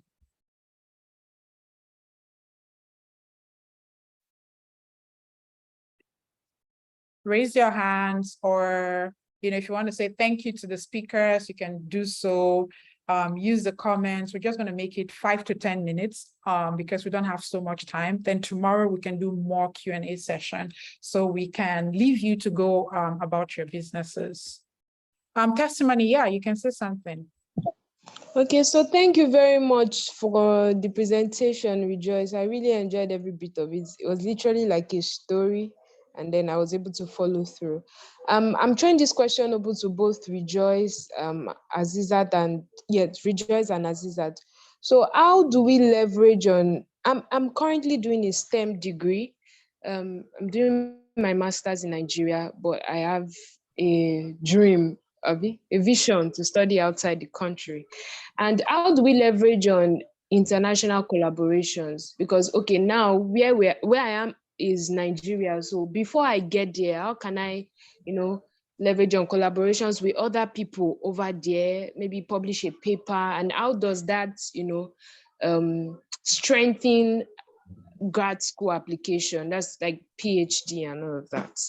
Yeah, and for those who are making a switch directly from BSc to PhD, are there certain things you can tell us, maybe in case we want to ditch the MSc, because the ongoing ASU strike in Nigeria is almost endless. So we have to look out for other possibilities. So how do you take that switch from BSc to PhD? What are the things that we need to do and all of that? So yeah, thank you. Okay. This was supposed to be for tomorrow, though. First of all, non-thesis research, but if you have a research that you're working on already, or something you've published in Nigeria, because I know these are the things that would back up your applications, that would really make it strong. Now, most times when you're applying, and literally, okay, I did my research on my final semester, and like I said, I'm non-thesis, and I wasn't planning to do any research because my program was supposed to be a medical school program. Like, this is supposed to be my gap year, then I get into dental school. Hopefully, God's willing, I'll do that next year. But then I thought about, there's ongoing COVID cases, and after my immunology class, I really picked interest in research, doing something on the medical aspect. You have to have that interest. It has to be there, because these people are not about working with, even if you write thousands of pages and you're not hitting the point they want, nobody's going to talk to you. Secondly, and that brings me to telling you that they work with key points. Most times, nobody have the time to literally read through your paper, except it's not like it may not be interesting, but there are key points, there are keywords that they're looking for that's going to pull them to what you're doing. So have an interest. Then your interest is going to lead you to people who are already in that field, that are doing things in that field. So start looking for people who are working on COVID or on something that you're interested in. And then your email to them or your proposal to them is going to be saying your interest why you're interested in them, why you're interested in working with them, the striking thing that you've done that you feel qualifies you to be, doing this research with them. These are the things I wrote to a lot of people when I was looking for a research opportunity, and the person that responded to me, luckily, was immunology. I wrote both to neuroscience because I did SYNOPSIS and brain and all of that. So I was just, spreading my wings because biomedical is really vast. There are a lot of things, genetics. I didn't do biostatistics. I did good in statistics, but I wasn't really interested in anything maths. So I was going to areas that I was interested in: neuroscience, immunology, and genetics. These were the three places I was very interested in. So I wrote to a lot of professors who already have a research ongoing on those fields and trained them my interest and why I wanted to be there. The immunologist responded to me. He was working on antibodies that target SARS-CoV-2, which is the virus that we're battling with for this past COVID-19 pandemic, right? So he was like, okay, what have you done? Gave him a rundown of, even sent him my BSc, what's it called, final year project and all of that. He was like, no problem, come to the lab, let's see what you can do. First time I would do a molecular research, and it was something on the molecular side, looking for things that you can't see, but they are there. So it was interesting. It was a learning platform for me. I did learn a lot. So now what I'm trying to say is your interest is number one thing, and let your interest correspond to who you're looking at. This lecture, there are 1,001 of them on the internet. If you go to each school's website, check for research opportunities, they're going to pop out, millions of them, both funded, both non-funded. So it's left for you to look through these people, what they're working on. Does it interest you? Does it interest you leads you to writing something that will really attract these people to view your work? And when you're writing, use the keywords. Whereas I know if I just come in and say COVID, it pops, your paper pops up. So it shows me, oh, you're doing something on COVID. You're really interested in something like that. So use the keywords, try to present your work in a way that is attractive, because like other speakers have been saying, it's very competitive, no doubt. So if you're going to say it like you mean it. So we say like you mean it, and I'm also doing the same thing. I'll pick you rather than someone who is just passing by, even if the person has like bunches of publications. But if the person is just, dropping there, it's not my business. But if you have only one publication and you really pull me with what you have and your interest, I'm going to work with you. That's how it literally works. So I think that's my own answer to your question. I don't know if that helped. Okay, Yes. I'll just add, oh, sorry, go on.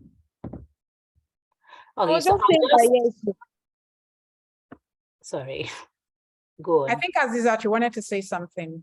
Yeah, I'll just sort of add to what I hope I'm pronouncing it right, Maduka has said. And I mean, in the UK, it's slightly sort of different, unfortunately, but I feel like across board, what she has said, get in contact with the researchers, see what they are doing is definitely important, and it will sort of give you an edge. So I think moving from bachelor's to PhD, I know one person who, not in my lab or in my department even, but I know someone who went from bachelor's to a PhD. And she's having a very difficult time, but that does not mean that she's not like really doing, like hitting all the milestones. But the thing is, with a bachelor, you have a structure for like the bachelor you are doing. Like, I mean, the PhD I'm currently doing is not how do I put it? There are different types of PhD where you go and work for a lab and do the research that the lab has prescribed. So you work with them for like maybe 4 years, basically. But for me, my PhD, I structure my PhD, I come up with my research question, I seek out funding for my research project. I am the one who gets in touch with the charities. I'll be the one who gets in touch with the organizations. I will recruit patients for my study. I will recruit participants for my study. So everything is my responsibility. Like, I am the lead investigator of my research. So everything is on me. All the ethics, data management, everything is my responsibility. And I personally would not have been able to like hit all the milestones that I've been sort of like hitting if I just jumped from a bachelor's straight to a PhD, because there are so many skills that I had to like learn in addition to even just learning from like my bachelor's to my master's. Like there are so many skills I had to like learn by myself that I would have not been able to like learn those skills properly if I didn't have like the background knowledge of the skills that I have from my master's. So it definitely depends. So if, for example, the person is going from a bachelor's to a course where the PhD is very structured, where you go there and they are telling you exactly what they want you to do. A lot of those PhD are funded PhDs where you go and the lab, this is what they are doing. Say, for example, you are interested in COVID and then you get in touch with the lab and that is what they are doing. Like that's their main research. They will tell you what to do and that is all. You have no control over it. That way, someone who already has that knowledge of structure from bachelor's will have no problem sort of assimilating into the environment. But if you are the one in charge of everything, I do think there'll be a larger skill deficit and you'll not be able to sort of cope with the requirements of that kind of piece. So I think the main point is it depends on what course you want to do. that's the main thing. I hope it helps, but I don't want anyone to be discouraged. That's just the like a lot of PhD students are like working with very specified research area where they have like supervisors, they are working in a cohort, in a group where they have structure, but not all PhDs are like that. Some like I don't know how to explain it, but it's very different, and some can be like very, very difficult. Like I am having like, even with all the skills I've gained and working in the clinic, working with patients, doing all this certification, I'm still struggling. I cannot imagine like jumping from my bachelor's to this. Like I'll just be crying all the time. Like I'll be depressed. They will have to like recruit me to like the clinic. Me if I'll be sick. But Yeah. but like that's just the reality of it. Just so yeah. To add to what you said, is that I would rather say it's gonna be difficult, especially if you have your bachelor's is from Nigeria, because literally Nigeria's bachelor's is like high school. Let's not lie to ourselves, okay? There's no concentration, there's no they don't put you just in this path that would make you have that structure to say, oh, I really want to go out and carry out this research. So except if you did your BSc abroad, or probably you're already in that school doing your BSc, it will be easy for you to do an associate, join this PhD program and do something of your own. But if you have to join, then you are going to join a lab. You're going to join a professor who is already a principal investigator to a particular research. That is where you're going to help. But I know that ASU is really dealing with us right now. So it's better to do a master's, have this foundation, and then move forward from there. Yeah, definitely. 100% agree.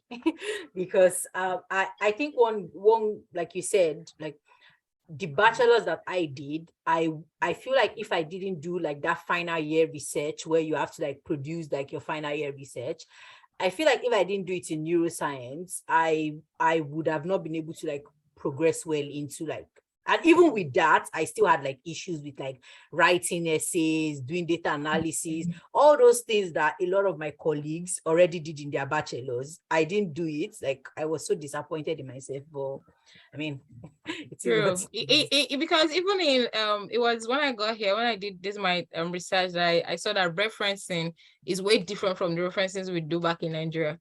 So when you know that for every paper you're citing and everything, you need to really give, you don't paraphrase like that. It's not like our Nigeria, like you just carry the whole thing, boom. You have to put it in your own words. So all these skills are really needed, and our Nigerian system is not teaching you this. It's not a business. I've I've been recently sort of tutoring a Nigerian student who is writing her essay she just moved to the UK and she's doing her master's. So I've been tutoring her in assisting her with her write-up. And one of the things I can sort of pull out from the writing, and I feel like a lot of people benefit because I didn't know this too, is a lot of the times in Nigeria, when we refer to research papers, we just say, oh, this research paper did this is their outcome, and we summarize it. But what you need to do is not just tell us what that research paper did. You need to tell us what that research paper did in correlation with other research papers and your own personal thoughts, your reflection on those correlations and how it applies to your study, and then propose ways you can then move it further. But we don't do all that, and it is really bad. I don't know what else to say, but yeah, it was so bad. Sorry to condition that when I was doing my literature review, so that's what they call it. So I gave it to my supervisor to look at. He read, as in the red marks that were full on the paper. I felt that like I did jargon. Each one, his feedback would be, please, who said this? I don't agree with this. Provide evidence to this. I'm like, God, I thought it was just to pack paper, come and put. I don't know that you need to really, correlate these things, give your points to whether you're agreeing to what the person did or you're disagreeing to it. Most times I want you to always counter it to show how intelligent you are, but I cannot counter what somebody took time to do when me have never done one.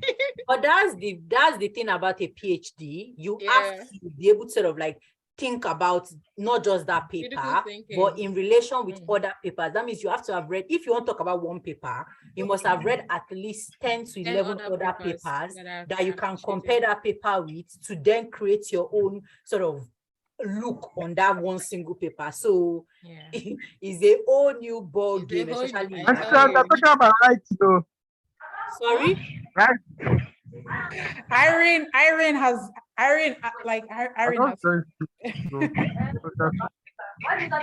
okay. So they really already touched on most of the points I was going to make. But I guess the thing I was going to talk about really was when you're writing your application, the one thing I wanted to say is in reaching out, and I think it was Reggie that reached out, when you're reaching out to your supervisor, considering that you can put in your write-up on your proposal papers to your supervisors, you have to put your key points. Another thing that I found that was very helpful for me is you also actually have to really know what you're doing. Because I found that when I spoke with my supervisor, the first question he asked me, because we bubble them, say, okay, I'm interested.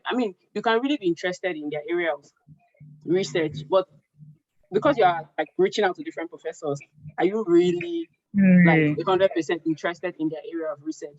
So I remember the one question he asked me, I was like, okay, have you read any of my papers? And I'm not gonna lie, I browsed through, but I hadn't actually read into some of these papers to really to know, because I enjoyed this area of research, but I hadn't really gone through. So it was like, go back and read some of my papers and then come back and tell me if you actually still like this area of study, if this is something you still want to do your research in, I can go into my lab. So I think that's one thing. If you are moving to a supervisor, you also want to actually read some of them. I'm not saying read the entire paper, but read introduction at least and the conclusion. And then just adding to the point that I think Azizat, or I don't know who made that point just now about writing. Truly, when it comes to writing in a graduate program, it's very interesting. Like they said, you have to read. One thing I tell people before they start their masters is the amount of reading you thought you read in 4 years as an undergraduate, so you read that in 1 year. It's a lot of reading. And I remember my pastor from church, when I started my master's, the one thing he told me, when you write a paper for your master's, think of 3 things. What did that person say? What do I want to say? And how does it connect? Really, that's a simple way of thinking about it. And that's what she just said. What did they say? What do I want to say? How does it connect? So that's just something I wanted to add on there in terms of writing and then reaching out to a supervisor.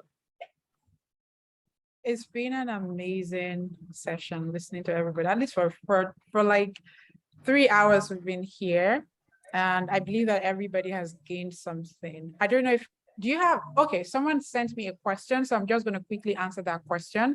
And if you have more questions, please drop them I don't want us to like take more of your time, but we would have more time to answer questions tomorrow. I believe the speakers also have like things they want to do, so I don't want to hold them for too long. Some of them are speaking tomorrow, and you know, as participants, you also have things to do as well. So I want to give you that room and that time to do that. So one question that was sent to me is this. I'm not going to mention the person's name. Yeah, Azizat is speaking tomorrow. Rejoice is speaking tomorrow. I'm speaking tomorrow. We have a live experience from one of our international students as well. So 4 or 5 speakers for tomorrow. So you don't want to miss out as well. So the question that was sent to me is this. I got a fully funded graduate program in 2021, courtesy of my work, but my visa was denied twice. I decided to apply to University of Texas at Dallas to study cybersecurity this year.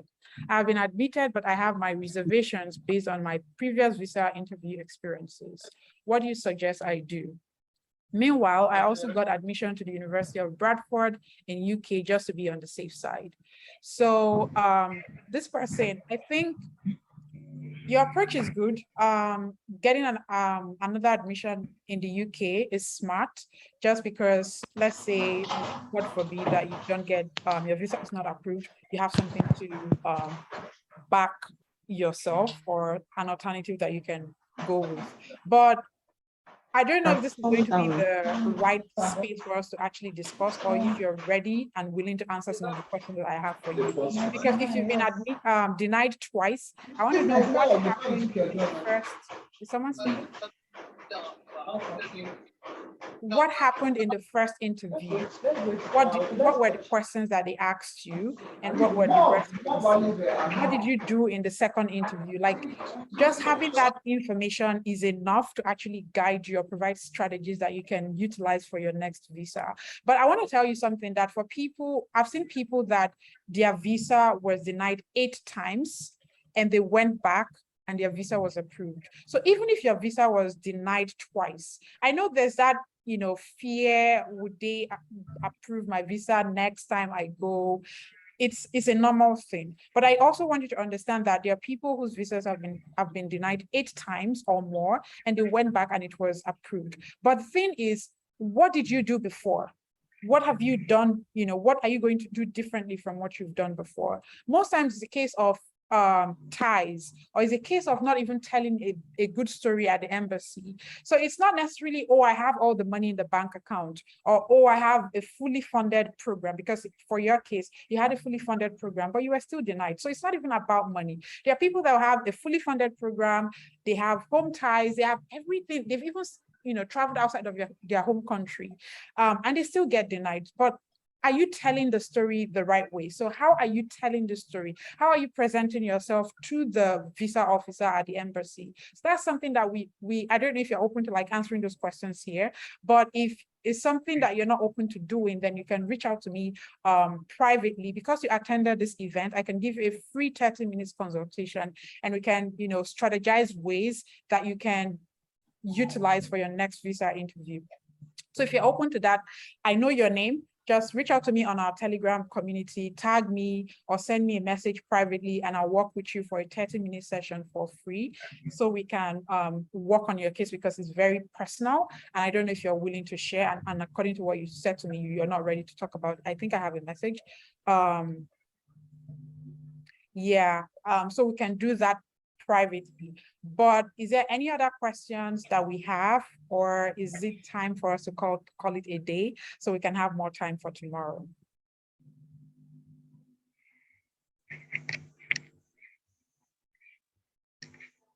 Hello. And before we leave, I think it's time we can actually call it a day, so we can take a group photo. We have so many people already leaving. Okay, go ahead, send me a message on Telegram, and we'll set up a consultation for you. Captain, you have a question. Can you ask the question very quickly before we go? Okay, I just want to find out, someone asked a question concerning funding to universities. This person had funding both from school. I think he has partial scholarship, and his sponsor is his dad. That's his paying. I think it's just a little about 2 to 3 thousand, but the person was denied. What advice do you have for this person?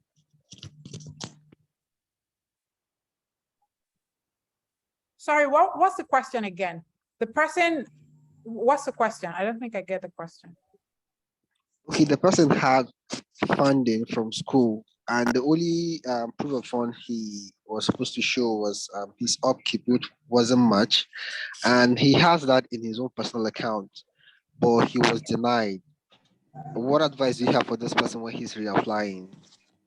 Okay, so if I get your question correctly, this person was offered like funding from the school, a graduate program, but it wasn't a fully funded program because they require him to like, take care of himself, right? And he had that money in his account, and then he went for his visa interview, but was denied, right? Yeah.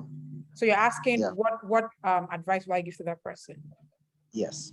So the thing that I see that is happening with most people that go for like, especially those coming to the USA, because USA, you have to go for a visa interview. I think one key misconception we have is that the visa approval is tied to you having funds, like 100% of the funds. Don't get me wrong, having the fund part of it is important, but it's just as important as everything else that you are about, so even the school that you're choosing is a factor.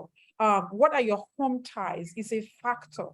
Funding is a factor. What knowledge do you have about your program is a factor. How confident are you at the interview at the embassy is a factor. So it's not just about the money part of things. And that's where people just go to the embassy. Okay, I want to get a fully funded program, and that means my visa will be approved. No, because it's everything, it's all inclusive, right? So what were the questions that this person was asked at the embassy?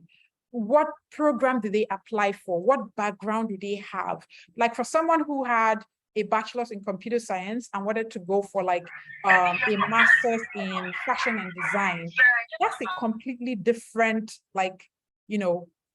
field entirely. But how you tell your story is what would differentiate you from somebody who would have the same case, but the visa is denied. Because I had someone who I worked with like that, and she went for a visa interview, she was approved. There was no background, no knowledge, but we're able to build a story around how she even found the joy or the love in fashion and design in the first place. Why would you have a computer science background and want to come to the US to do fashion and design? It doesn't make sense.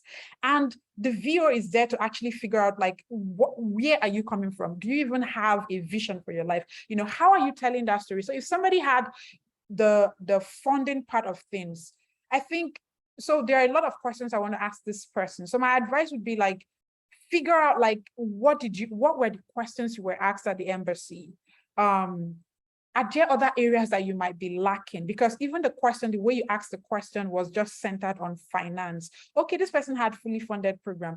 They still went to the embassy. He had the other side of the money in the bank and they were denied. So even the question itself is already coming from the angle of this person had all the money, yet they were denied. But no, it's not about just the money. There are other things. So what were the questions you were asked? What background do you have? What major are you going for? Is it different from what you went to study before? And why are you going for that program? So there are a lot of questions, there are a lot of things around that, beyond just the funding part of it. So you need to also focus on other areas just as much as you're focusing on the funding. And you also need to especially focus on your storytelling, because that's the key thing that the visa officer is listening to, is hearing, and how confident you're telling that story.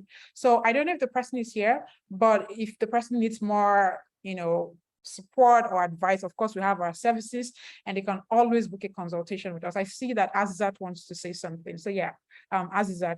And if you have questions, Stella, I see your question. I would respond to your question as well. So yeah, Azizat, you wanted to say something. So I'll just add one thing to what you've said regarding the visa and the visa officer. One tip that I have is aside from like the funding part of it, let the officer know what course you are going to do in the UK or in the US where you're traveling to, and press upon them why you going to travel to that country to study that course is important for you in your career. And not just that you plan to use that course back in your home country. Because a lot of the times, a lot of people, when they go and meet like visa officers and things, they sound like they don't want to come back to Nigeria.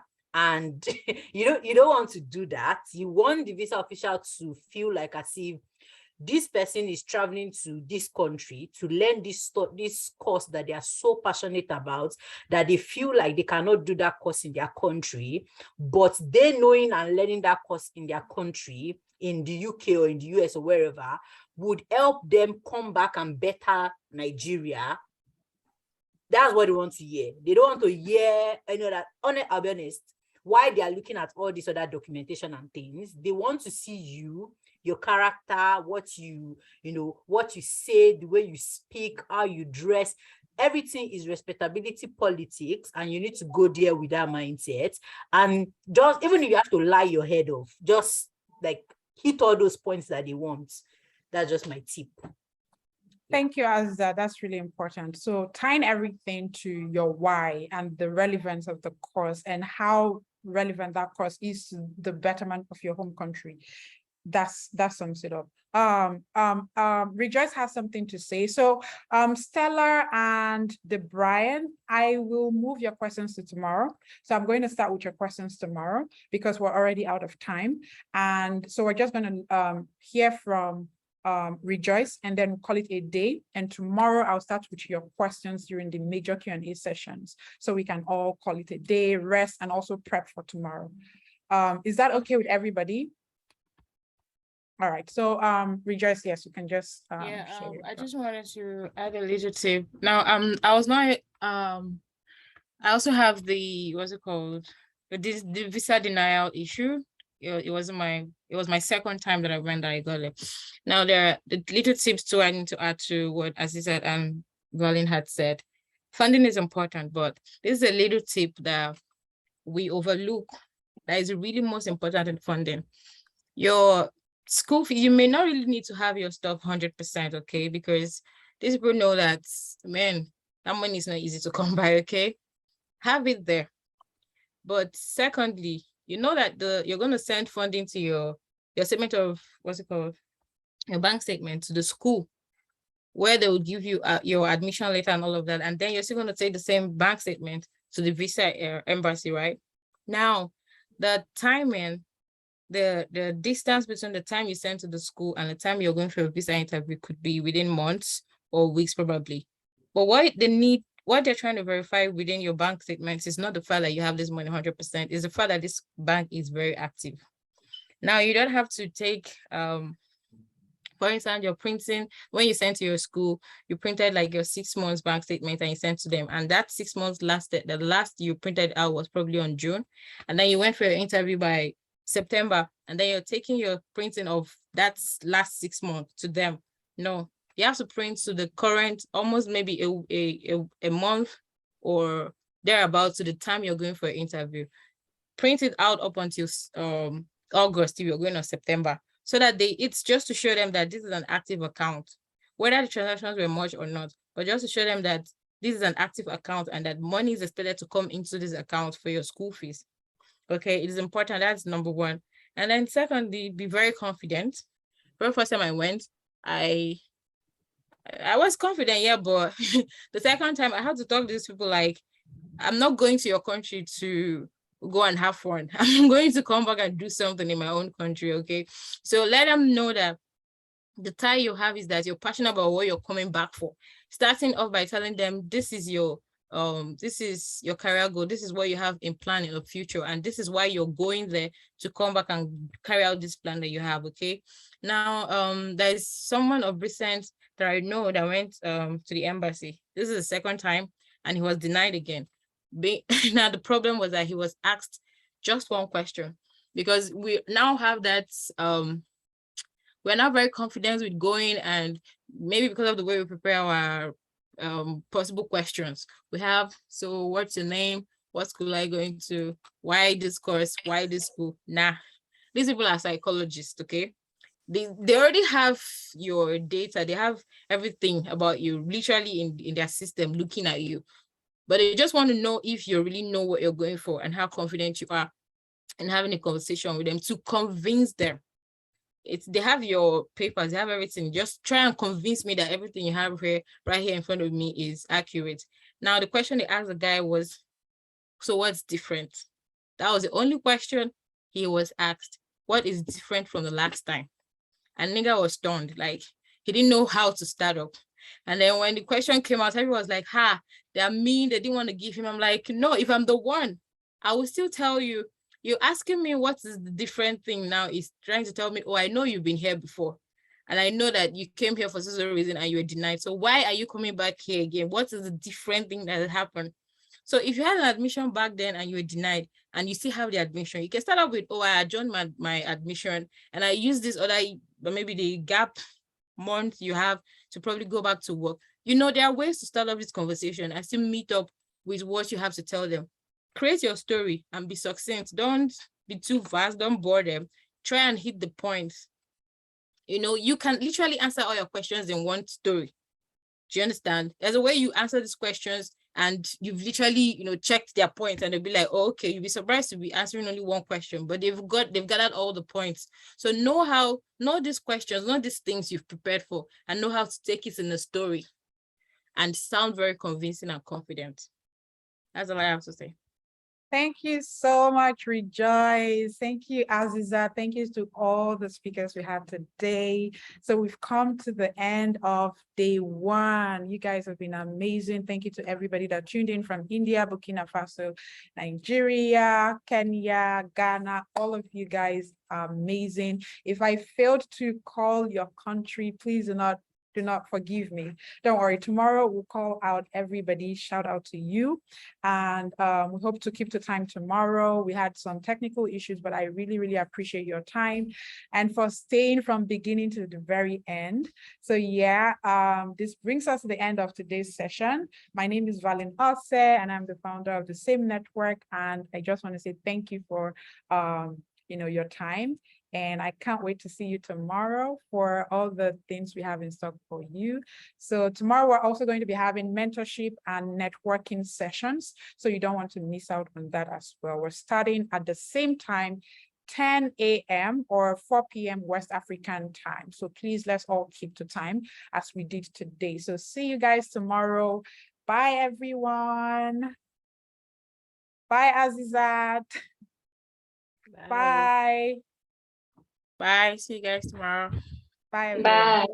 Bye. Thank you so much. It was nice. You're welcome. Bye. Bye. I'll be the last person to leave, so everybody, you can just go.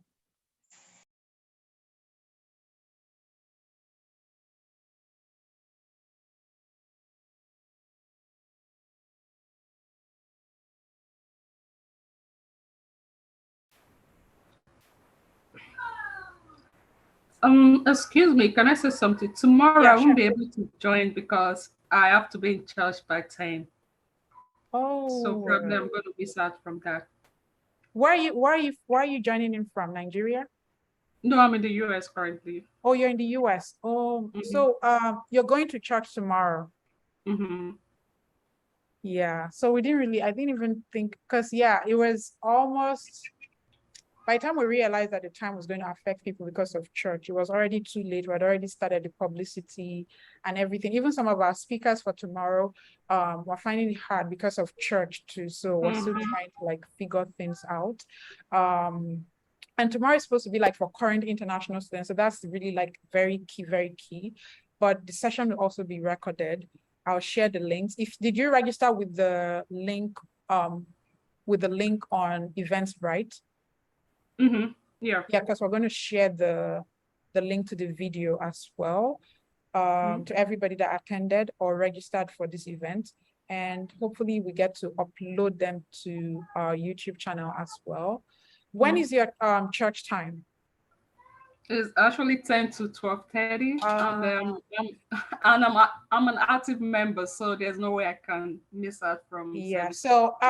So this is me apologizing first for this event. Like I know. So It's we're gonna okay. what we're gonna do is our subsequent events. We're gonna try as much as possible not to do it on a Sunday. Possibly we can do it on Sunday, but evening, a time that works for people in the US, so they can go to church. Because I know this is tomorrow will be Sunday.